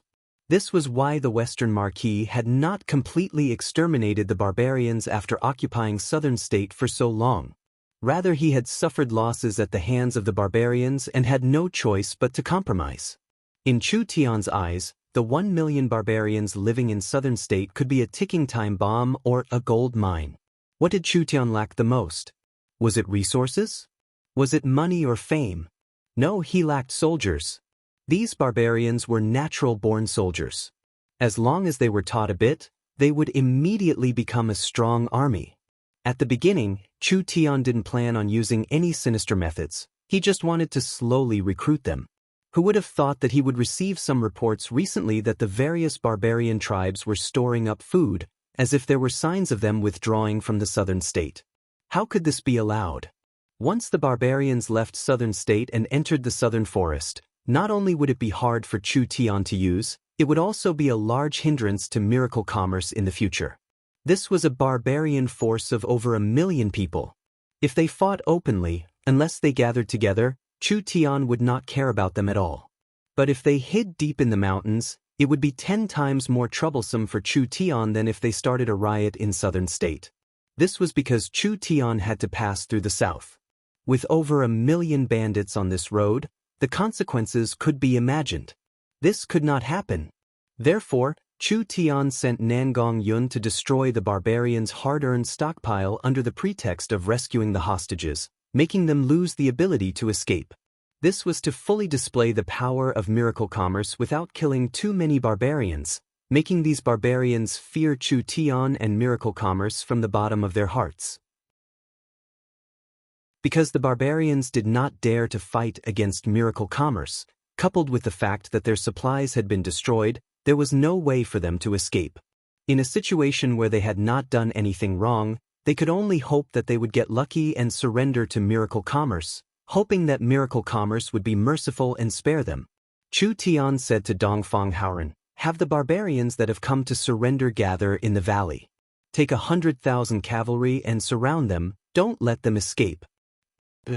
Dongfang Haoren immediately rode off. An entire 200,000 strong barbarian youths were brought to the valley, and the 100,000 southern Xia cavalry were stationed on the high ground. These barbarians were very afraid seeing this. These southern Xia elite cavalry were very strong, so if the barbarians dared to rebel, the 100,000 cavalry would charge down from the high ground and all the barbarians would be finished. These barbarians were afraid, but the barbarians that remained in the tribe were even more afraid. Because the youths had all been taken away, the ones left in the tribe were all old and weak, so they did not have any ability to resist. Not to mention that the tribe had already been destroyed. Being in the ruins, they could not sit still at this moment. The barbarians anxiously shouted, "We want to see the country guarding ruler." Bang! A source energy cannon fired.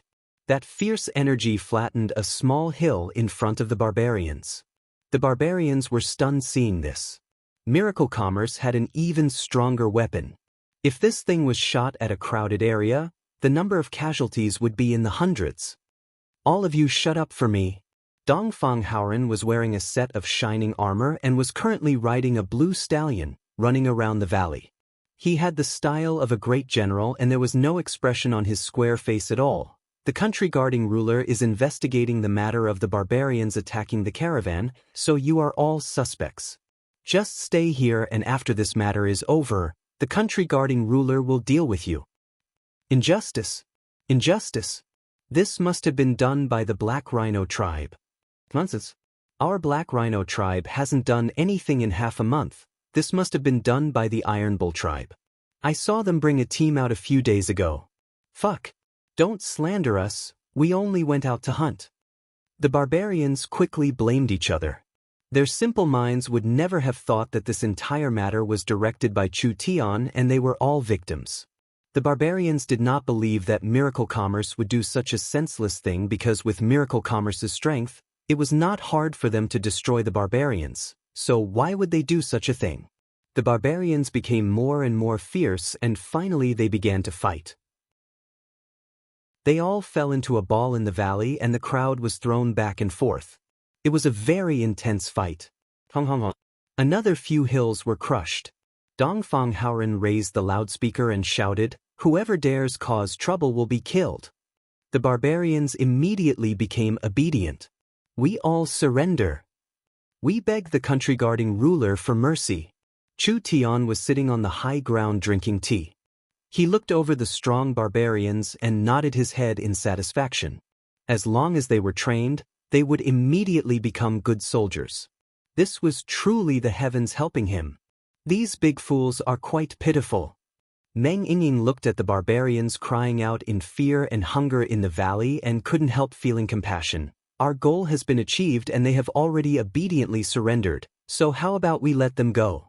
Chu Tian shook his head. The barbarians are a rude and untrustworthy race. If we want to deal with these fellows, we can only teach them a deep lesson. Right now, it's not time yet. Look at them, they are all full of energy. Although they said they wanted to surrender, once we let them go, I guarantee that most of them will escape in less than a night. Then what do? Let's hang them out for a week until they can't run anymore. Meng Yingying felt that this was a bit cruel. What if they start a riot from hunger? Chu Tian gave a laugh and said, "The barbarians are soft and afraid of the hard. They have already shown their strength, so they don't dare act rashly. Not to mention, I didn't say I would kill them. As long as we don't give them hope, they will continue to wait." Meng Ying sighed. Stupid barbarians, it's not that I don't want to help you, but who told you to be targeted by Chu Tian? It would be strange if you weren't unlucky. He did what he said. Chu Tian trapped the barbarians for 7 days and 7 nights without food or water, only able to eat grass and drink rain. After 7 days, the barbarians were all flattened from starvation, looking like a large group of refugees. When the barbarians' bodies and minds were about to collapse, suddenly, the cavalry all retreated. Dongfang Haoren rode out on a large horse and announced, "I want to tell you a piece of good news. The bandits that attacked Miracle Commerce have been caught." The barbarians were shocked. They had finally been caught? These bandits came from the southern forest. They are not locals of southern state. The people have already been saved, so this matter has nothing to do with you. The country guarding ruler has already given the order to let you go. The barbarians were overjoyed. It had finally come to an end. The cavalry stationed all around retreated. The southern Xia army seemed like they were preparing to leave, leaving behind a group of stunned barbarians. Wait a minute. Several old tribe chiefs quickly chased after them. What is it? General, our tribe has been destroyed and we don't have any food left. Several old tribe chiefs said with sorrowful expressions, our tribesmen are starving and we can't walk anymore. Dongfang Haoren knit his brows. What does the life and death of you barbarians have to do with southern Xia? You have to know that you have done many evil deeds. The country guarding ruler not killing you is already a great kindness. The barbarians began to plead, we have already surrendered to the country guarding ruler, please give us a way out. I can't make this decision. Dongfang Haoren said, I have to go back and ask the country guarding ruler. Thank you, General. Thank you, General. Dongfang Haoren didn't leave for long before he returned. The barbarians had not left yet, probably because they didn't have any strength left. The ruler's letter is here. Dongfang Haoren raised a scroll high up. The barbarians all knelt down to receive the country guarding ruler's letter. Dongfang Haoren loudly read it out. The contents of this ruler's letter was, this storm has caused heavy losses to the barbarians, but it is not worthy of sympathy. Who told the barbarians to burn, kill, and pillage, committing all sorts of evil deeds. However, the heavens are benevolent, so this ruler will give you a way out. For the long-term peace of southern state and for southern Xia to prosper, Miracle Commerce decided to invest money to rebuild an old city that had been abandoned by humans 50 years ago. With this city as the center, the area within 300 miles became a barbarian autonomous region for the barbarians to live in. In order to ensure that the barbarians would not return to their old ways, Miracle Commerce invested a large amount of money. Other than giving food to ensure that the barbarians did not starve to death, they also developed mines in the autonomous region and built large amounts of factories to provide jobs for the barbarians. The ruler's letter. The barbarians were boiling with excitement. The country guarding ruler wanted to build a city for the barbarians. What kind of boldness and bearing was this?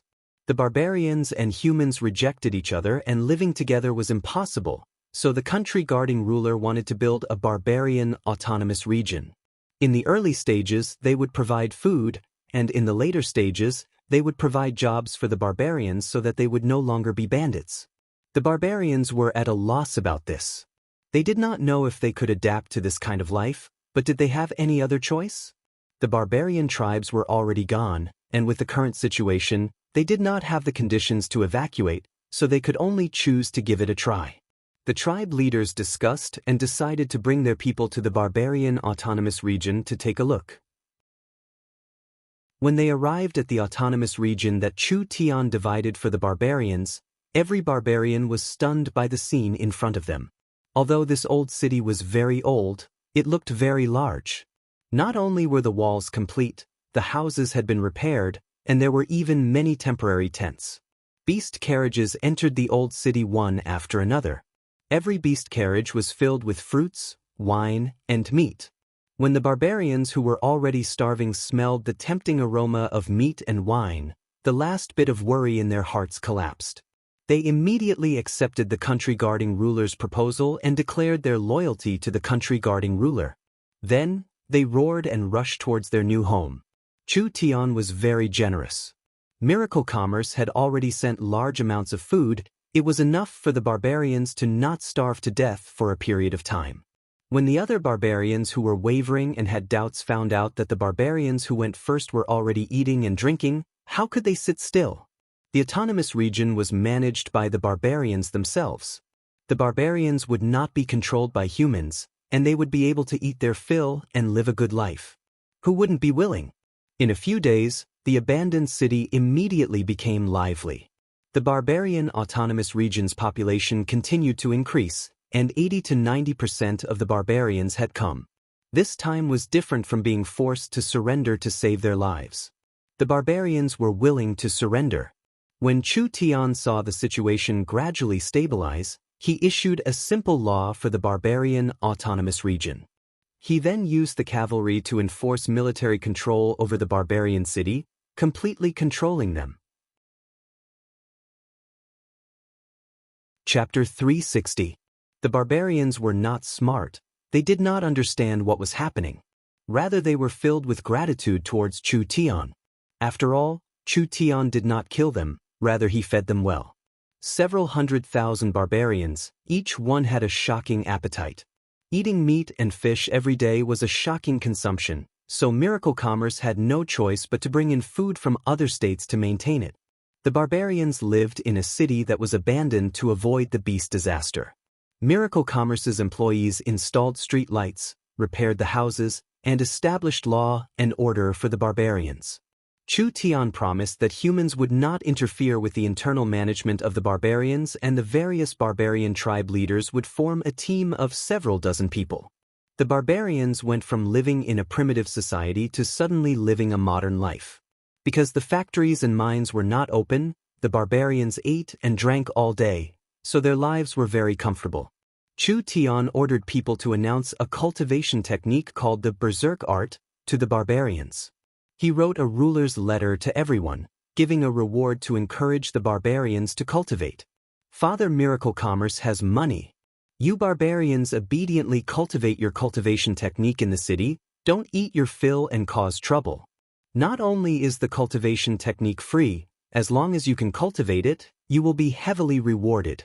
The barbarians did not dare believe that Miracle Commerce was not only supporting them and giving them better living conditions, it was also giving the barbarians cultivation techniques to cultivate.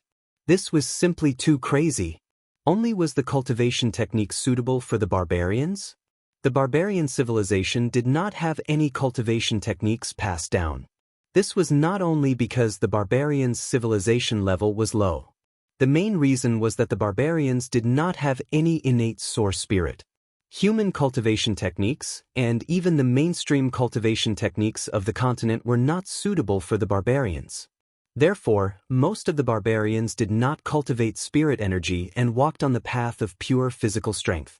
The barbarians were all crazy with muscles. They were not worse than body refinement cultivators, but it was hard to find a true expert. Therefore, the barbarians could only be bandits, harming one side and robbing others. They had never established a kingdom or civilization, causing the barbarians to have a low status on the continent. The several dozen barbarian tribe leaders studied the cultivation technique. In the end, the old barbarian was shocked to discover that this berserk art was tailor-made for the barbarians. This had an essential difference from the other cultivation techniques on the continent. The mainstream cultivation techniques on the continent focused on cultivating one's source spirit and spirit energy, but this, berserk art, was innovative. It focused on cultivating one's physique and focused on training one's life force, so it didn't have a strong requirement for spirit energy. It was no exaggeration. This cultivation method could completely change the fate of the barbarians. The entire barbarian race was in an uproar. They all believed in the country-guarding monarch. Every day, the patriarchs organized the barbarians to train. Although they didn't know why the country-guarding monarch did this, there was no reason for them to reject such a good thing.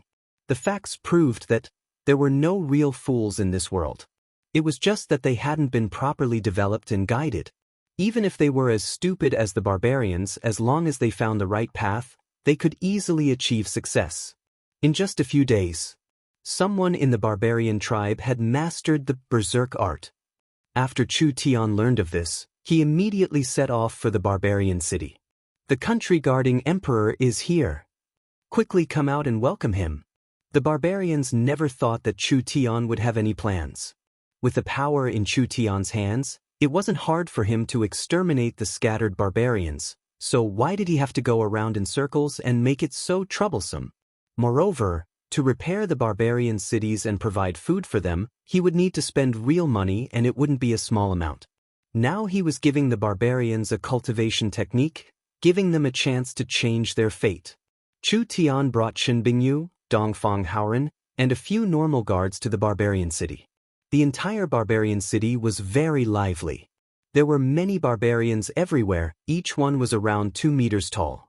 Their bodies were covered in paint, with bird feathers and strange bone ornaments hanging from their bodies.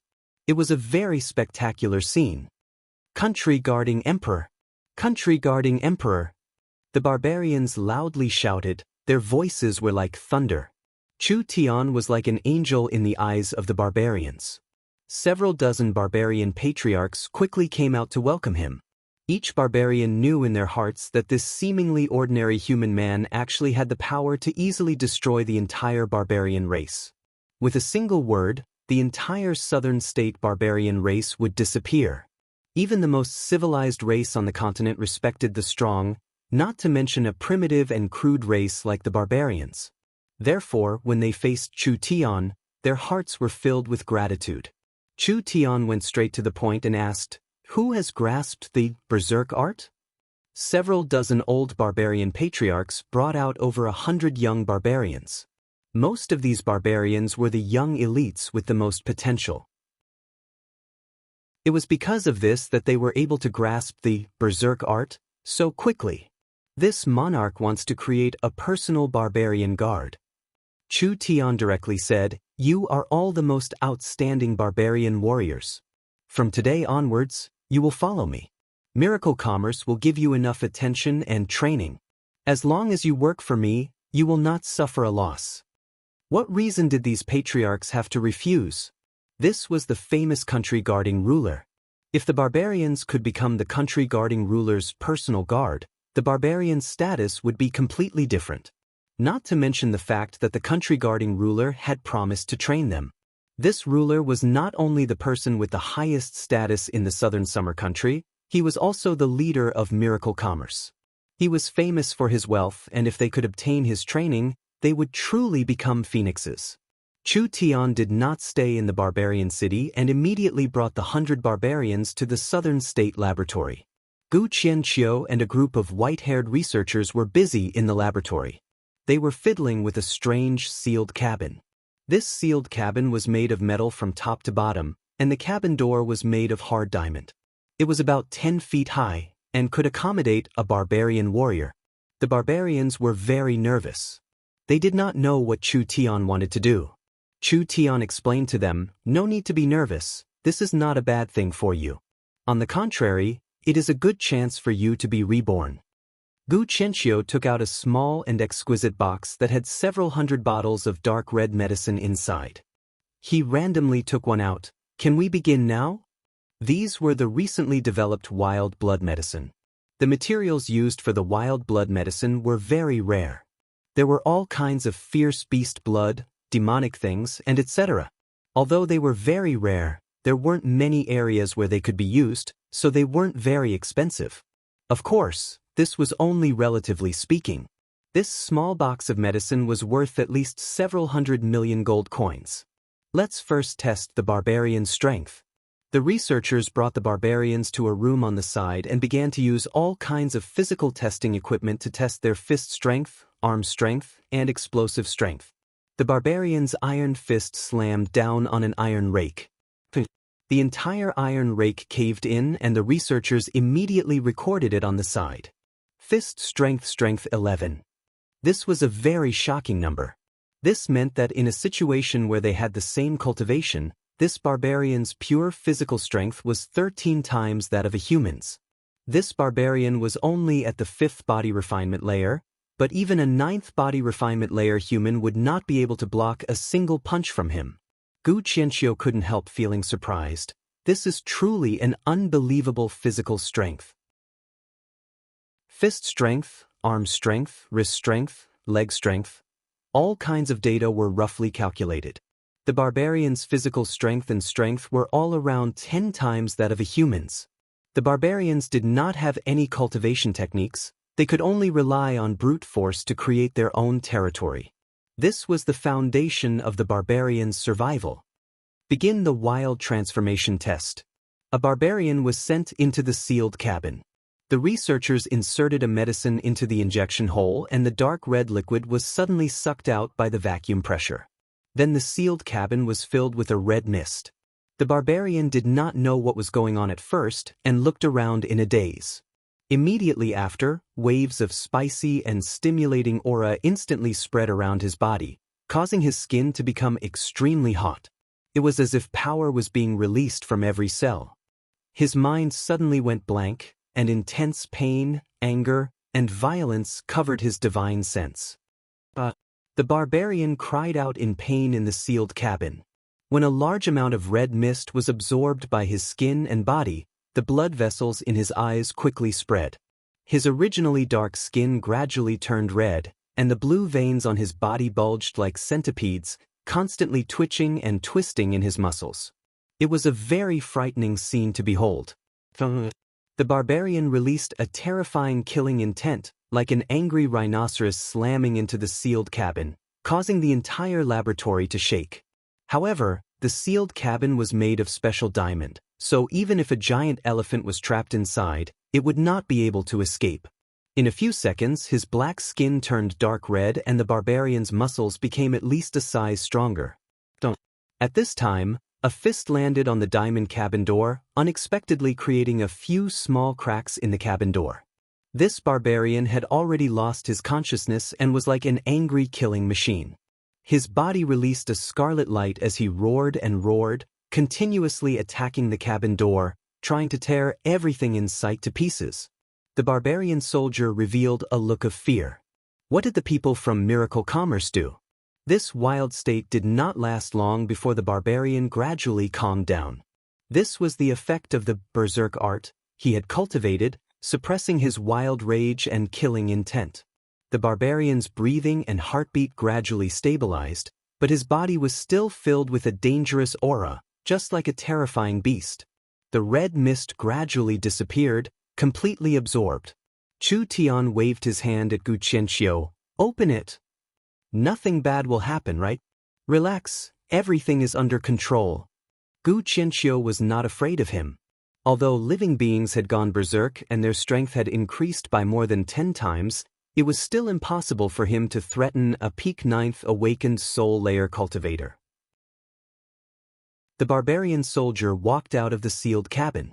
Chu Tian asked, "How do you feel?" "I don't know." The barbarian man had a blank expression. "I feel like my strength has increased by quite a bit."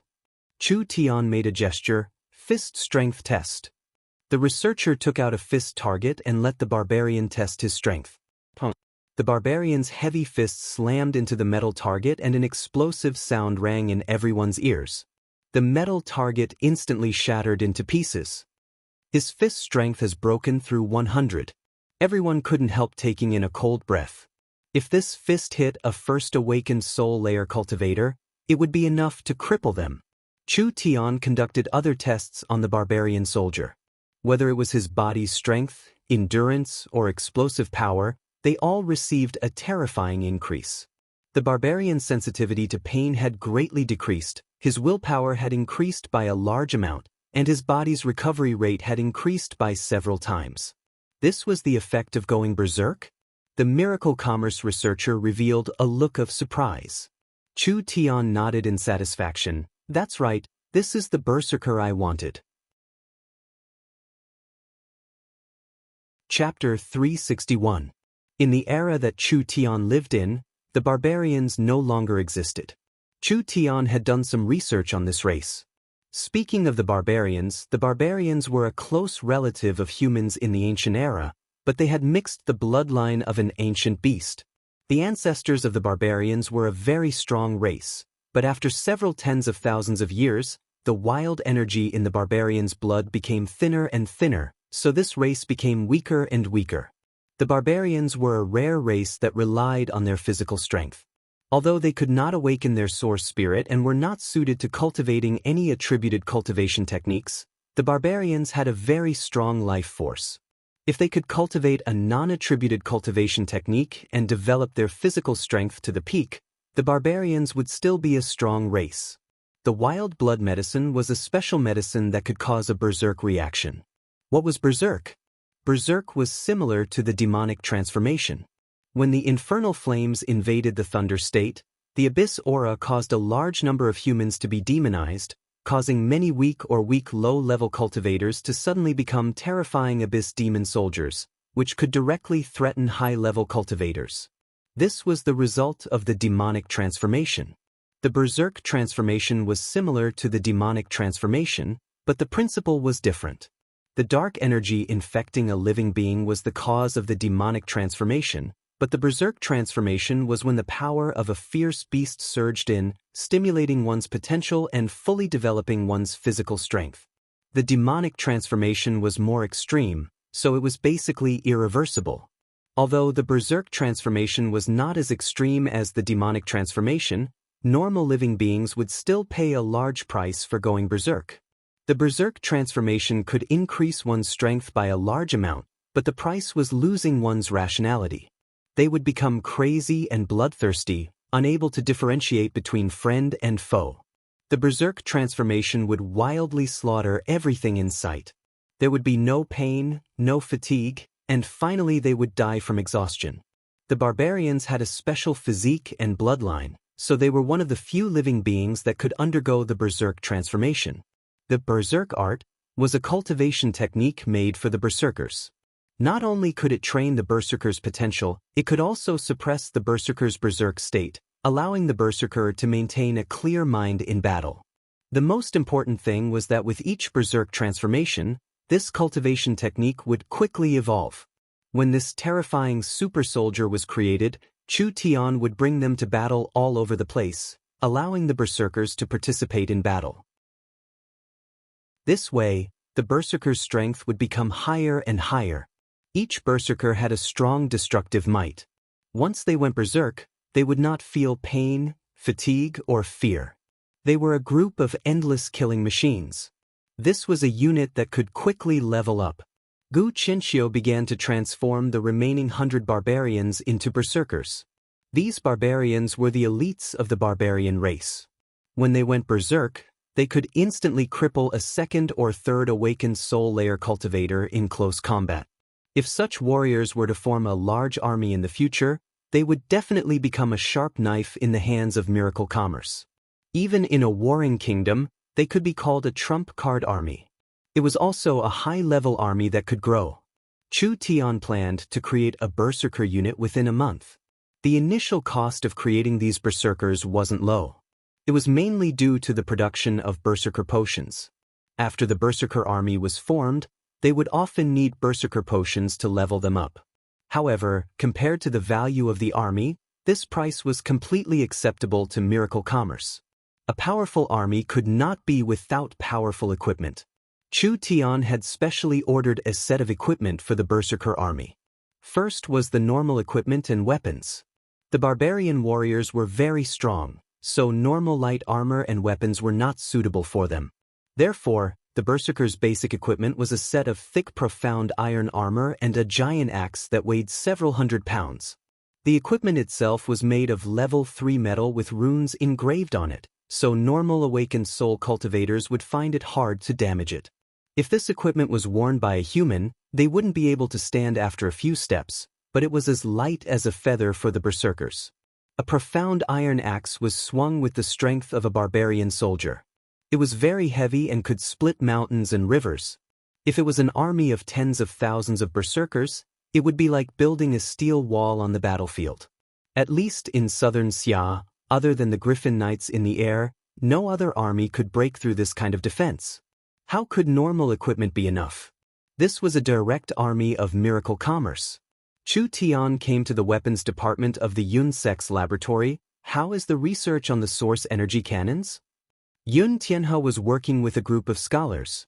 Meng Qingwu was also helping out in the laboratory, so she personally introduced it to Chu Tian. There are no results for now. The source energy cannons were one of the weapons Chu Tian had made for the berserkers. This kind of weapon was a compressed version of the source energy cannons. Although it did not have the terrifying destructive power of the source energy cannons, it was very portable. With the barbarian warriors' strength, they could carry it with them. With several dozen people equipped, they could easily break through the battlefield and provide a strong destructive power for the entire team. Although it was just a smaller version, it was not simple, so it was normal for it not to be completed. What about the source energy swords? There are some results, but they can't be used. When he looked through the window of a laboratory, Chu Tian could see a few researchers working on a strange weapon. This weapon looked like a small handle with a strong energy structure inside. The handle was a source energy array, and when the weapon was activated, a high heat energy beam came out of the handle. It looked a bit like a flashlight, but the difference was that the beam of light from the handle was condensed. When the high energy combined, it formed a solid substance, so it had a terrifying temperature. It could cut through steel like tofu. This was a basic close combat source energy weapon. Chu Tian had given the blueprints and let the laboratory try to make it. From the looks of it, the results were not good enough and each energy sword was not stable. Where is the main problem? The main problem is materials and energy. Meng Qingwu replied, most of our materials come from southern Xia. Even if we use the highest grade materials, it is hard to withstand the heat and power of the energy swords. Other than that, our energy batteries are not strong enough and the energy swords weaken after 10 seconds, so it is hard to stabilize the energy swords. When we were making the source energy cannons, we had already used up all of our high-grade metals. Chu Tian gave a sigh. There really wasn't a perfect thing in this world. They were prepared to make 8,000 berserkers. Each berserker would wear heavy armor, a heavy axe, and they would be equipped with source energy grenades, source energy swords, individual cannons, and storm rifles, suitable for all kinds of situations. If they could really have this kind of army, Chu Tian could directly charge into the forest of chaos and kill everyone. No matter how strong the locals were, could they block this kind of formation? Perhaps 100 storm rifles would be enough to make the locals run for their lives. We need large amounts of weapons. Meng Qingwu was very clear on Miracle Commerce's situation, especially the source energy cannons and storm rifles, these super strong weapons. Only, these weapons have very high requirements for materials and we can't find this kind of or in southern Xia. I'm afraid we'll be stuck here for a long time. Time is precious, we can't drag it out. Chu Tian said, starting from tomorrow, we'll split up. You wouldn't be thinking of going to the Forest of Chaos first, right? Miracle Commerce was not prepared yet, so wouldn't rushing to the Forest of Chaos alert the enemy? The Eagle Burial Kingdom could make a move against Southern Summer at any time, so Chu Tian had to prepare ahead of time. You'll stay in Southern State and be in charge of the Forest of Chaos outer layer, as well as the recruitment work. I'll enter the Forest of Chaos. Relax, I'm going to find resources this time and ask around. I won't make a big deal out of this. Meng Qingwu was a bit hesitant. I'm afraid it's too risky. I'll bring Vivian and everything will be fine. Vivian's cultivation was deep and she had an innate spatial energy. Even if she met someone she couldn't beat, she would most likely be able to run away. So with Vivian by Chu Tian's side, Chu Tian would be very safe. Then it's like this. Meng Qingwu took over all the work and began to build the Berserker army. On the second day, Miracle Commerce brought out over 100 reborn barbarians.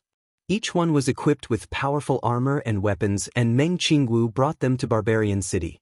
Barbarian City was instantly filled with a large stir. The old chief never would have thought that after leaving for a few days, his clansmen would all become completely different people. Their strength had increased by at least 5-6 times. Any one of these 100 people would be a terrifying existence that an early or mid-awakened soul cultivator would find hard to deal with. What made the barbarians even more jealous was Southern State's Marquis Meng Qingwu announced, these 100 people have officially joined Miracle Commerce and are now directly trained by Miracle Commerce. This was equal to receiving an iron rice bowl. Miracle commerce was famous for its generous treatment. Other than that, each barbarian that became a berserker would not only gain strength, their families would also be taken care of by miracle commerce. The berserkers had signed a contract with miracle commerce.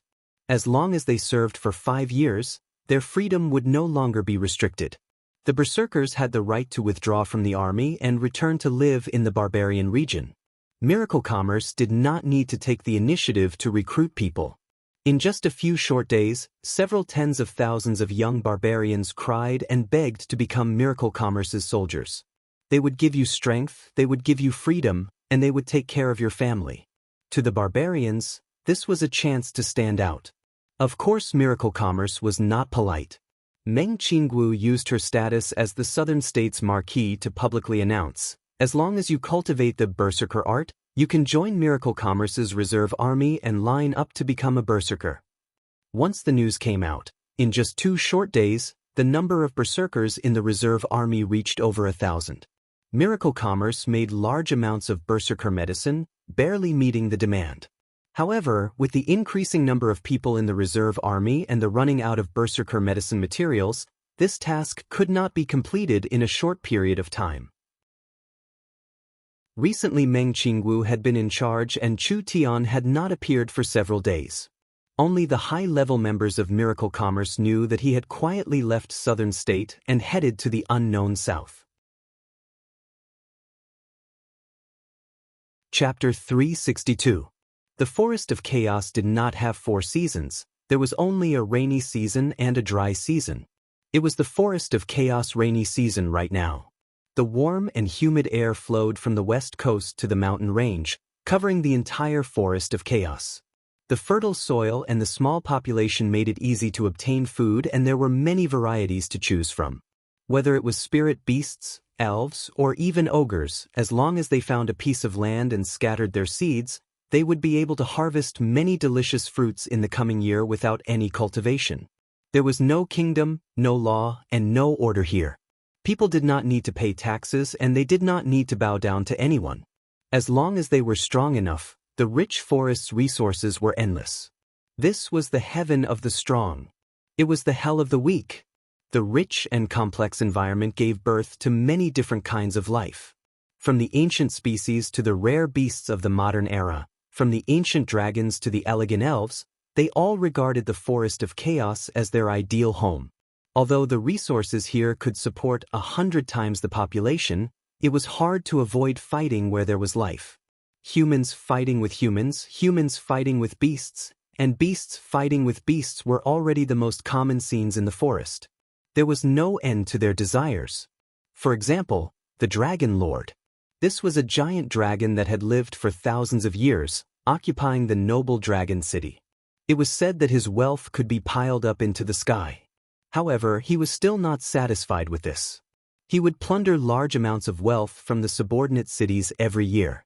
The giants of the giant mountain range, they emptied 100 miles of mountains and built the largest palace in the Forest of Chaos. The treasures inside were coveted by countless experts of the continent.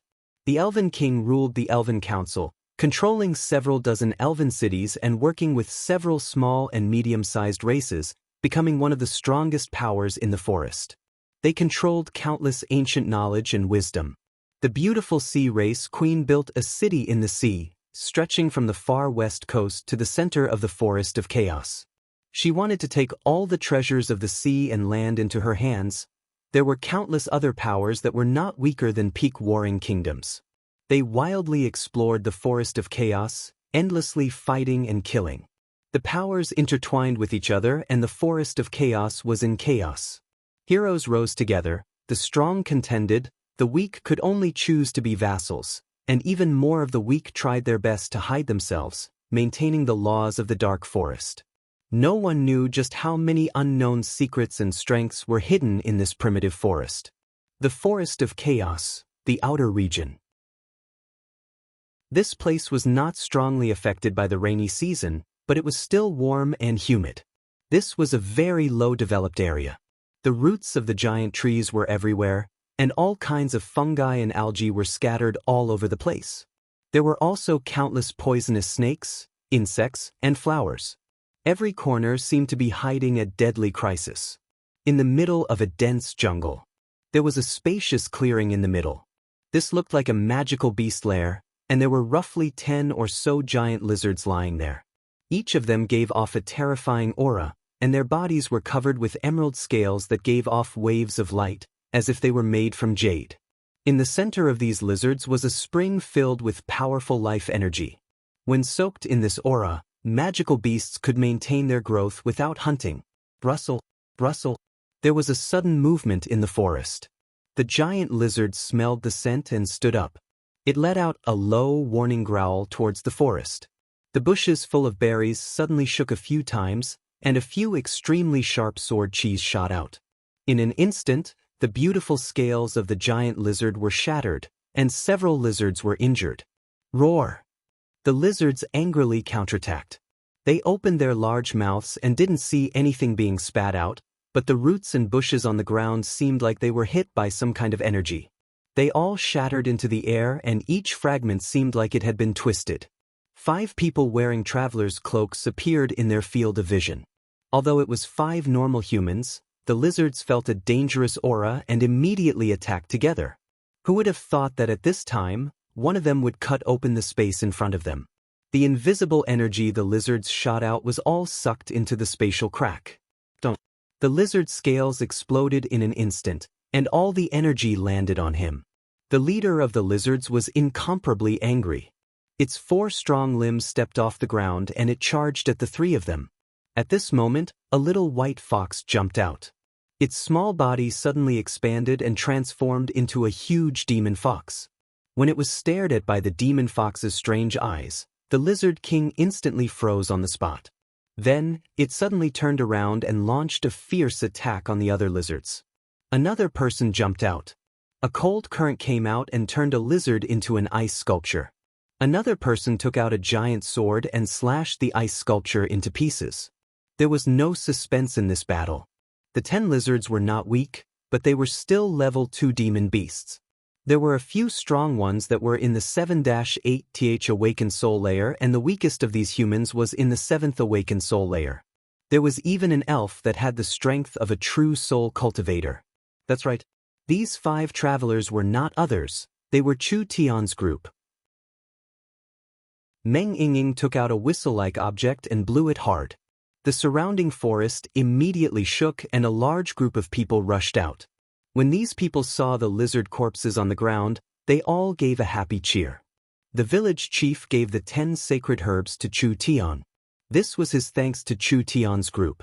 This life essence water originally belonged to their village, but it had been forcefully taken by a group of lizards passing by. Although the village had tried to attack them several times, they had suffered heavy casualties and returned without any results. Today they had met 5 outsiders that were willing to help them, so everything that had just happened. They never thought about it. Just by casually eradicating a nest of lizards, they could actually obtain so many precious herbs, and this was only from an unknown small village. The Forest of Chaos was rich in resources. It was not something Southern Xia could compare to. That night, the spirit beasts had already lit a bonfire. The large pieces of juicy lizard meat were all skewered on iron rods and roasted over the fire. The fragrant fat continued to drip into the fire, making a sizzling sound.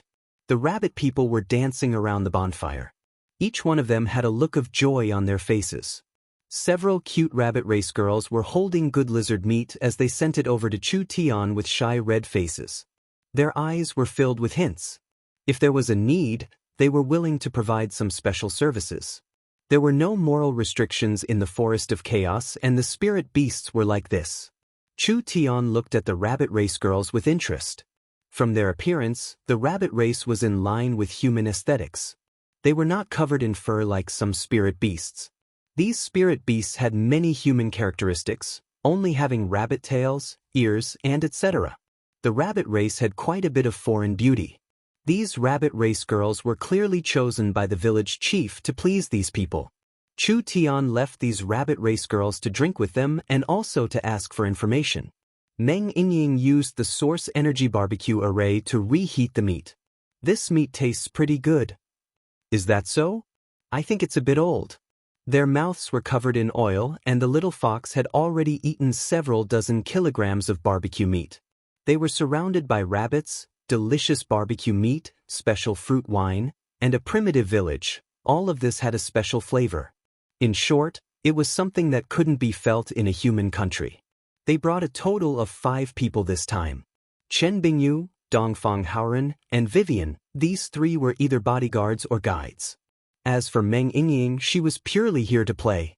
Chu Tian was already a high-level awakened soul cultivator in the 8th awakened soul layer. Meng Yingying had broken through to the 7th awakened soul layer 2 days ago, only a bit later than Nangong Yun and much faster than Meng Qinggu and the others. Because of Vivian's strong request, Chu Tian brought her along as a reward for her hard work. In a few days, everyone was only at the edge of the forest. The forest of chaos was too large. It was several dozen times larger than the southern summer country. Although this area was mainly covered in forest, it was not completely covered in forest. There were also deserts, beaches, swamps, and other areas. Other than that, the population density of the forest of chaos could not compare to southern Xia, but the demon beast density was several times higher than southern Xia. It was because the forest of chaos was too large. Vivian was not clear on the situation here, so she could only talk about the large powers. As for the other small powers and hidden powers, not to mention her who rarely went out, even an elven elder wouldn't be able to explain them. Meng Yingying took a bite of the roasted meat. How can we establish ourselves in the forest? Is there a need to say? Of course it's to steal a city. Vivian said without even thinking. The forest of chaos has tens of thousands of cities, and most of these cities are built in places with the richest spiritual veins, the most resources, and the safest environments. As long as we can steal a city, we can become a lord and develop our influence through managing the city. For a small village like this, there is a lot of mobility. It won't be able to grow. Meng Yingying found this very interesting. Then what are we waiting for? Can't we just directly steal it? Chu Tian rolled his eyes. If stealing a city was that easy, the forest of chaos would have already been unified by others. That's right, that's right. Vivian nodded in agreement. The forest of chaos is much stronger than southern Xia. Any random forest city would have quite a few true spirit cultivators guarding it. If we want to capture this city, the difficulty would not be lower than capturing southern summer's imperial city. Meng Yingying was secretly speechless. Any random city in the forest of chaos had this kind of shocking strength? With Miracle Commerce's current strength, they really couldn't steal it. Even if they did, they wouldn't be able to defend it. After all, in this chaotic area, the hundreds of races were very chaotic. Vivian said with a sigh, "It's a pity that I'm not an adult yet, otherwise I could ask Royal Father to give me an elven city." Pooh! They almost spat out the things in their mouths. Chu Tian also looked at Vivian with a face of surprise. Although he knew that Vivian's status wasn't low, he never thought it would be this high. Could it be that her father was the Elven King? But it seems like there's no hope now. I left the tribe to gain experience, and this matter has definitely been reported to the council. With this stain, the council will not approve it. Chapter 363. So what if Vivian could come to a city? The elves were xenophobic, especially afraid of humans. They would not allow humans to live in the city, and they would not allow humans to manage the city. Letting Chu Tian live in the elven city was a kind of restriction. The forest of chaos environment was different from southern Xia. If one didn't have a strong enough fist, they wouldn't be able to protect it no matter how many they had. This was also the reason why Chu Tian was not in a rush to find allies in the forest. In this chaotic and disorderly place, they would make a move if they wanted to. As long as there was profit to be made, there would be no reason at all. Honored guests. The rabbit race village chief walked over with a cane. He was a bit afraid, but he respectfully said, "You've taken back the spring water for the village. We are very grateful to you. Is there anything we can help you with?" The rabbit race was a kind of spirit beast, but they were a low-class spirit beast race. The spirit beasts were one of the most complex races on the continent. Humans had dwarves, barbarians, giants, and other ancient relatives. The elves had forest elves, snow elves, flame elves, and etc. However, there had never been a race like the spirit beasts that had several hundred branches. Each branch was an independent species, which was very incredible. The special characteristic of the spirit beasts was that the higher the level of the spirit beast, the more violent they were, and the lower the level of the spirit beast, the more docile they were. The rabbit race was a race that did not like fighting because they were weak, so the rabbit race relied on higher-level races to survive. There weren't many independent rabbit race villages like this, and once they were targeted by hunters or demon beasts from other races, they would immediately be exterminated. The rabbit race did not have anything, and their civilization was very backward. They didn't even understand source energy arrays, not to mention alchemy.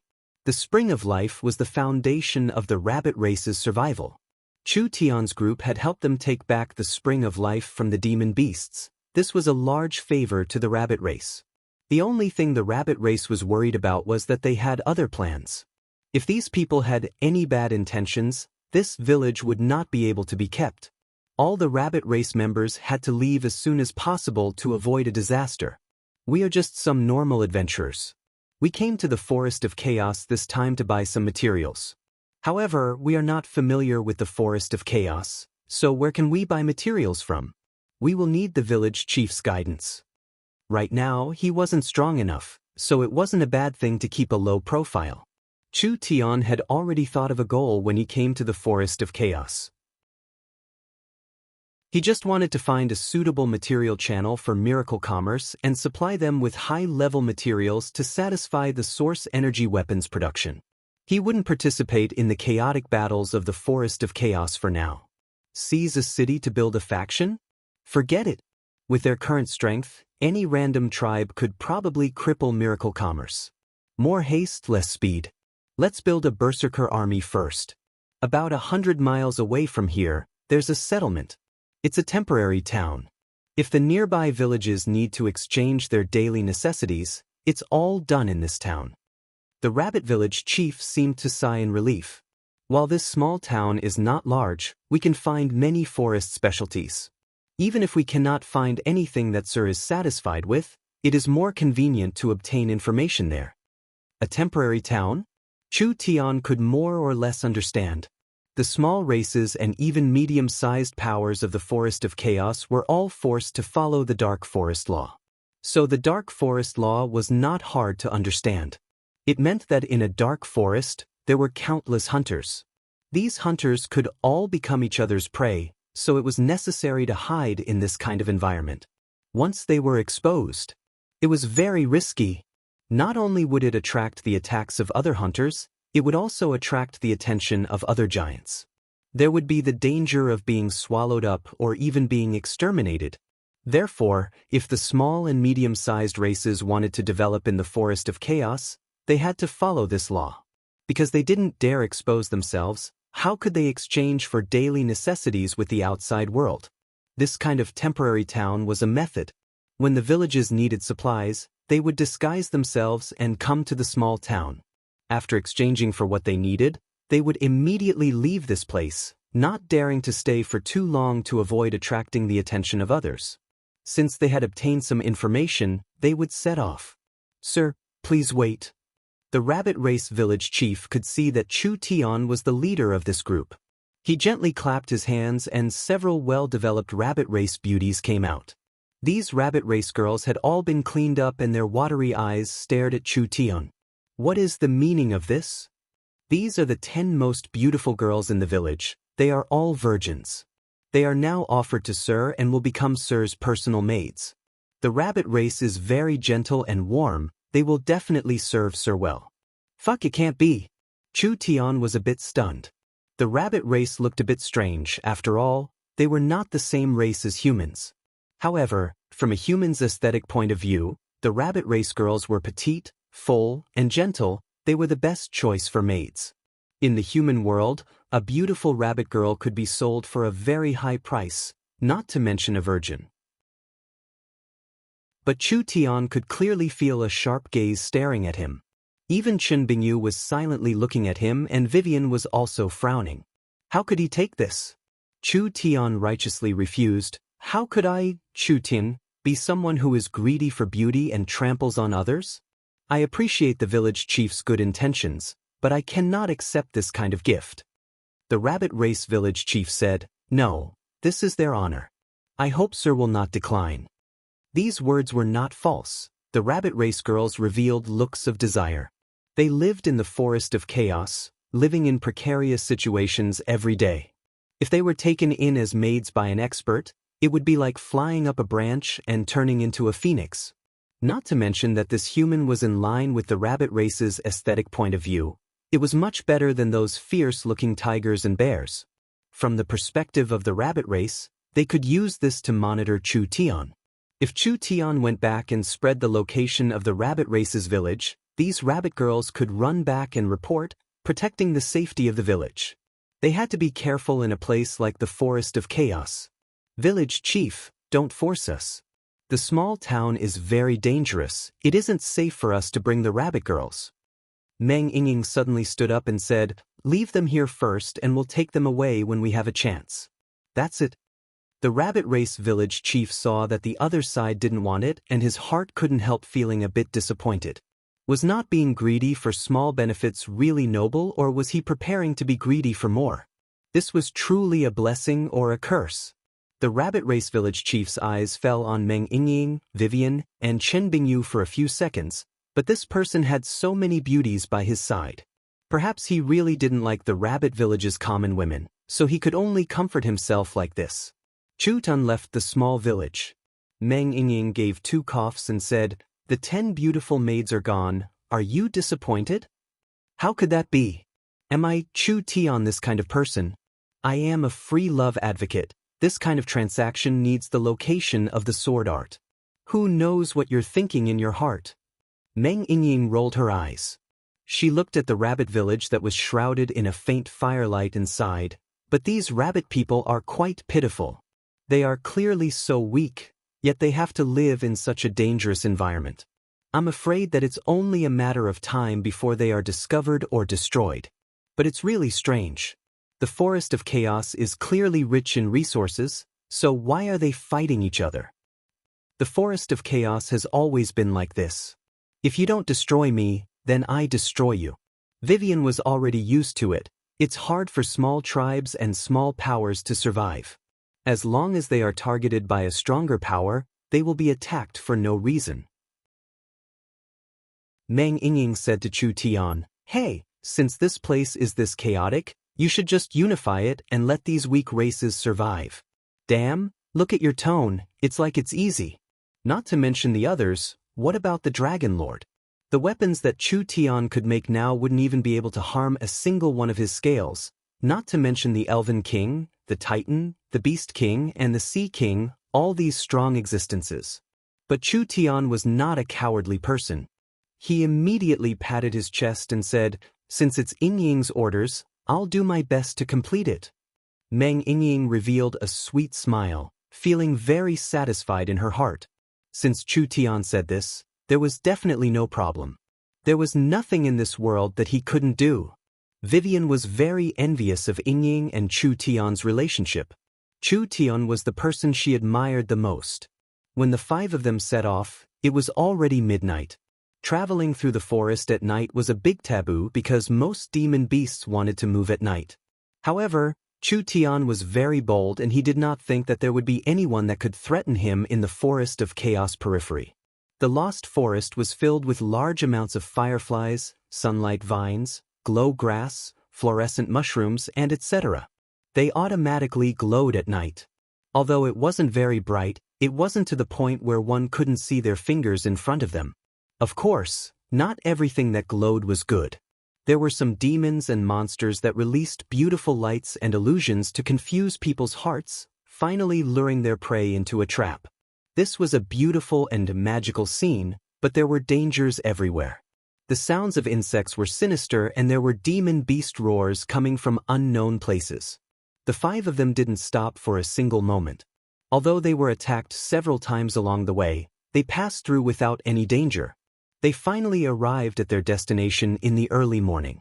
The morning glow was like a flame that fell into the forest. The pale golden sun covered the small town of Sardo, quietly standing in the small valley in the dense forest. If it wasn't for the rabbit race's village chief's reminder, even if they passed by, they wouldn't have known that there was a small town like this. It was hidden very well. It was covered in green vines, almost fusing with the forest. Sardo meant forest house in the spirit beast language, so most of the people in this small town were spirit beasts. The small town did not have guards or a mayor. In this place where laws were worse than dog shit, strength was everything. Whoever had a harder fist could do whatever they wanted. What made Chu Tian very surprised was that although it was small, it had everything. There were only a few thousand people in the small town. There were taverns, grocery stores, and all kinds of shops. However, those that could live here were not easy to deal with.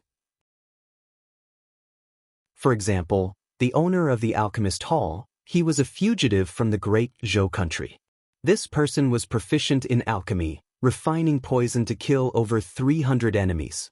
He escaped to the Forest of Chaos from the great Zhou country and lived in seclusion in this small town, becoming one of the few humans here. He had been doing very well these past few years. Because alchemists were very rare here, when the important people in the village were sick, they needed to find him to treat them. Therefore, in just a few short years, this fellow had recruited many female apprentices and they were all high-quality goods. The female apprentices only learned a bit about herbs. They could help during the day and they could be used to relieve their desires at night. If a customer liked them, of course they were welcome to use them. Only there would be a special service charge when the medical fees were paid. Sometimes it was even more than their normal income. These girls did not have any property and they had to endure being trampled and tortured all day, but they were very satisfied with their master and their current life. If it wasn't for their master having a bit of status, how could they eat their fill and live safely? After all, the lives of slaves were no different than insects. Strong alcohol, tobacco, hallucinogens, slaves, violence, and flesh. This small town was a small miniature of the Forest of Chaos, but it represented the majority of the Forest of Chaos. Chapter 364. The small town gave people a very strange feeling. Each person was tightly wrapped and not only were they wearing large hoods, they were also wearing all kinds of strange masks. They were in a hurry and didn't talk to anyone.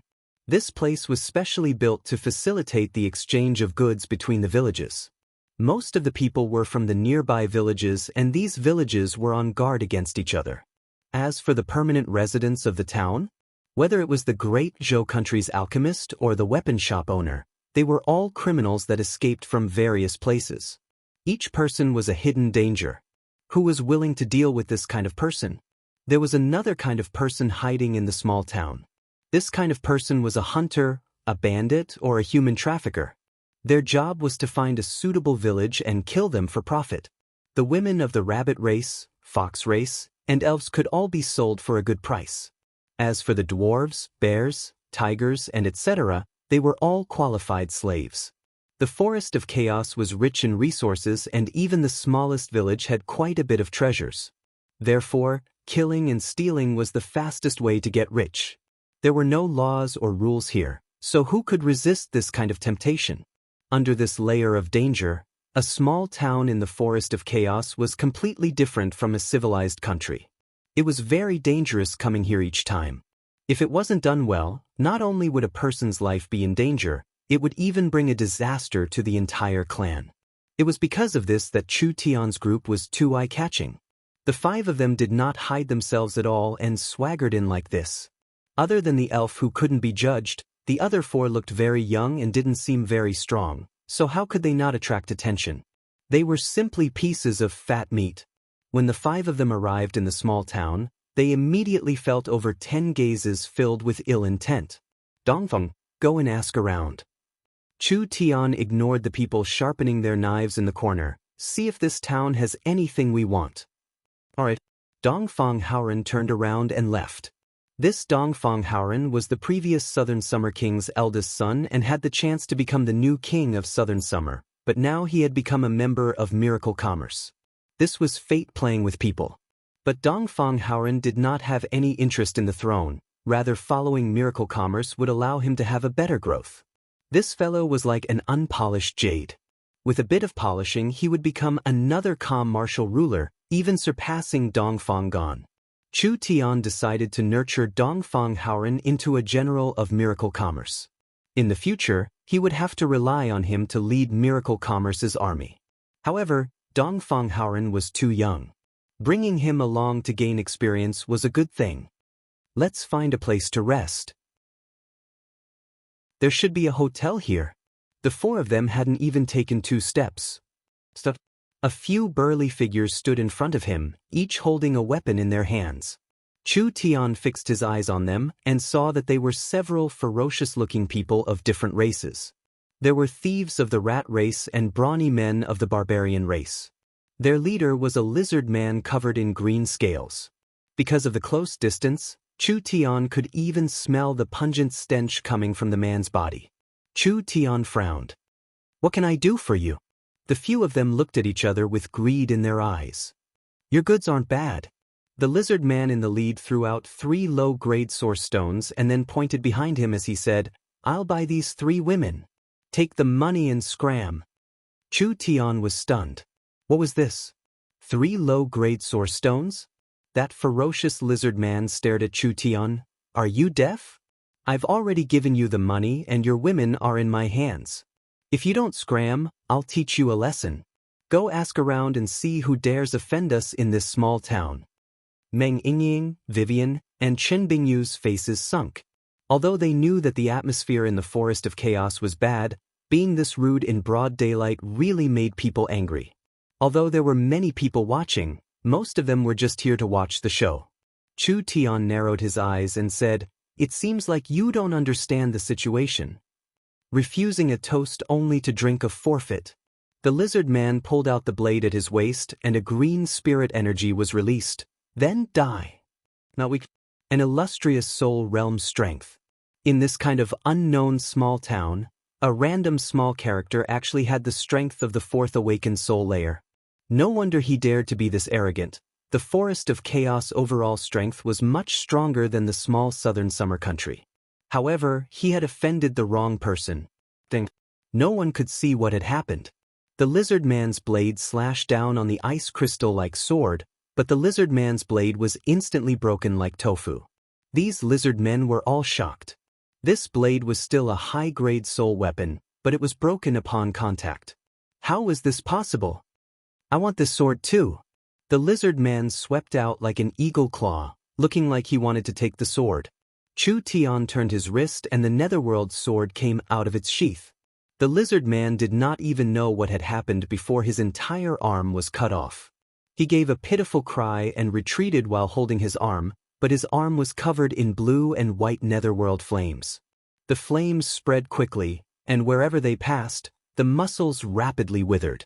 In just a few seconds, the flames had spread to the entire body.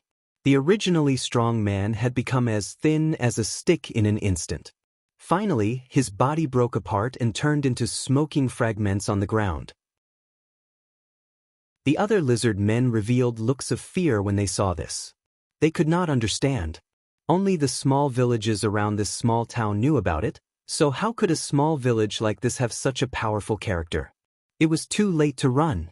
Chen Bingyu waved her hand and large amounts of crystal-clear snowflakes flew out, instantly entering the lizard men's bodies. Several hundred sharp icicles appeared in these lizard men's bodies, turning them into giant ice porcupines. They did not have the slightest bit of resistance before being killed. Meng Yingying spat out at the corpses on the ground. "Even this kind of fellow wants to have ideas about us?" This kind of bad person, even Meng Yingying did not have the slightest bit of pity. The surrounding onlookers revealed looks of dread. Wherever the 4 of them went, everyone stayed far away and no one dared to approach them. If they could kill the chicken to warn the monkey and save themselves some trouble, that would be the best. But would the situation be as smooth as Chu Tian imagined? The surrounding people whispered to each other with eyes filled with schadenfreude, preparing to watch a good show. Chu Tian knew that this matter would not be this easy. But even like this, Chu Tian did not need to be afraid. He did not believe that in a small town on the edge of the Forest of Chaos, there was anything that could threaten him. This is considered an inn? Meng Yingying stood in an incomparably simple stone house. It was like several stone balls buried in the ground, with the surface covered in moss and vines. There were even poisonous insects like centipedes and spiders crawling through the cracks. The inside of the small stone house was not much better. Each stone house was completely sealed and did not even have a single window. There were no lamps. The lighting tools here were made from the liquid of fluorescent insects. Each stone house was less than 2 meters tall and less than 10 square meters in area. It was simply like a dog's kennel. Meng Yingying felt that instead of living in this kind of place, it would be better to set up a tent in the forest. Safety was the most important thing in the forest of chaos. Although this house was simple, it was relatively stable. What made Meng Yingying, Vivian, and the others unable to accept was that the inn's boss was an orc. Orcs were a different race from spirit beasts, and there were many of them in the forest of chaos.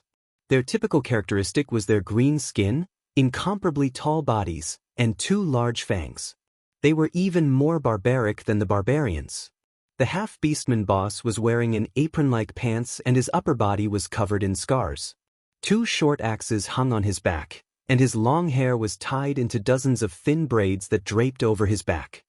His mouth was full of a rancid stench that could make people faint from a distance of 10 feet. On the wall behind him, there were all kinds of marinated demon beast meat that had maggots growing on it. There were also bottles of unknown wine placed in a row. "Do you want to stay here?" The orc spoke in the spirit beast language, 1 low-grade source stone per day. So expensive! Meng Yingying's eyes popped out. 1 low-grade source stone was equivalent to 1 million gold coins. 5 million gold coins could buy a pretty good inn in southern Xia. "You're definitely trying to rip us off because we're outsiders." The orc dug his large nose. Ignoring Vivian and Meng Yingying's disgust, he took out a sticky substance and smeared it on his pants. "So what if I'm ripping you off? You can stay if you want." Yingying, forget it. Chu Tian didn't want trouble, so he took out 3 low-grade source stones, at most 3. "Arrange a room for us." The orc's eyes lit up and he immediately put away the source stones. He revealed a smile. All right, come with me." This green-skinned fellow brought them to a room. Meng Yingying looked at the dirty orc and her heart began to whisper. The orcs were the most notorious race, even worse than the barbarians. Was it really safe to live in their place? After the orc boss took the money, he became much more enthusiastic. At this time, Dongfang Haoren came back. "I didn't see any or being sold in the market, they are only trading local specialties. Wouldn't this be a wasted trip? And they were living in this kind of damn place." It's not strange, the refining skills of a small village are low. Even if they found high level ore, they wouldn't be able to mine it.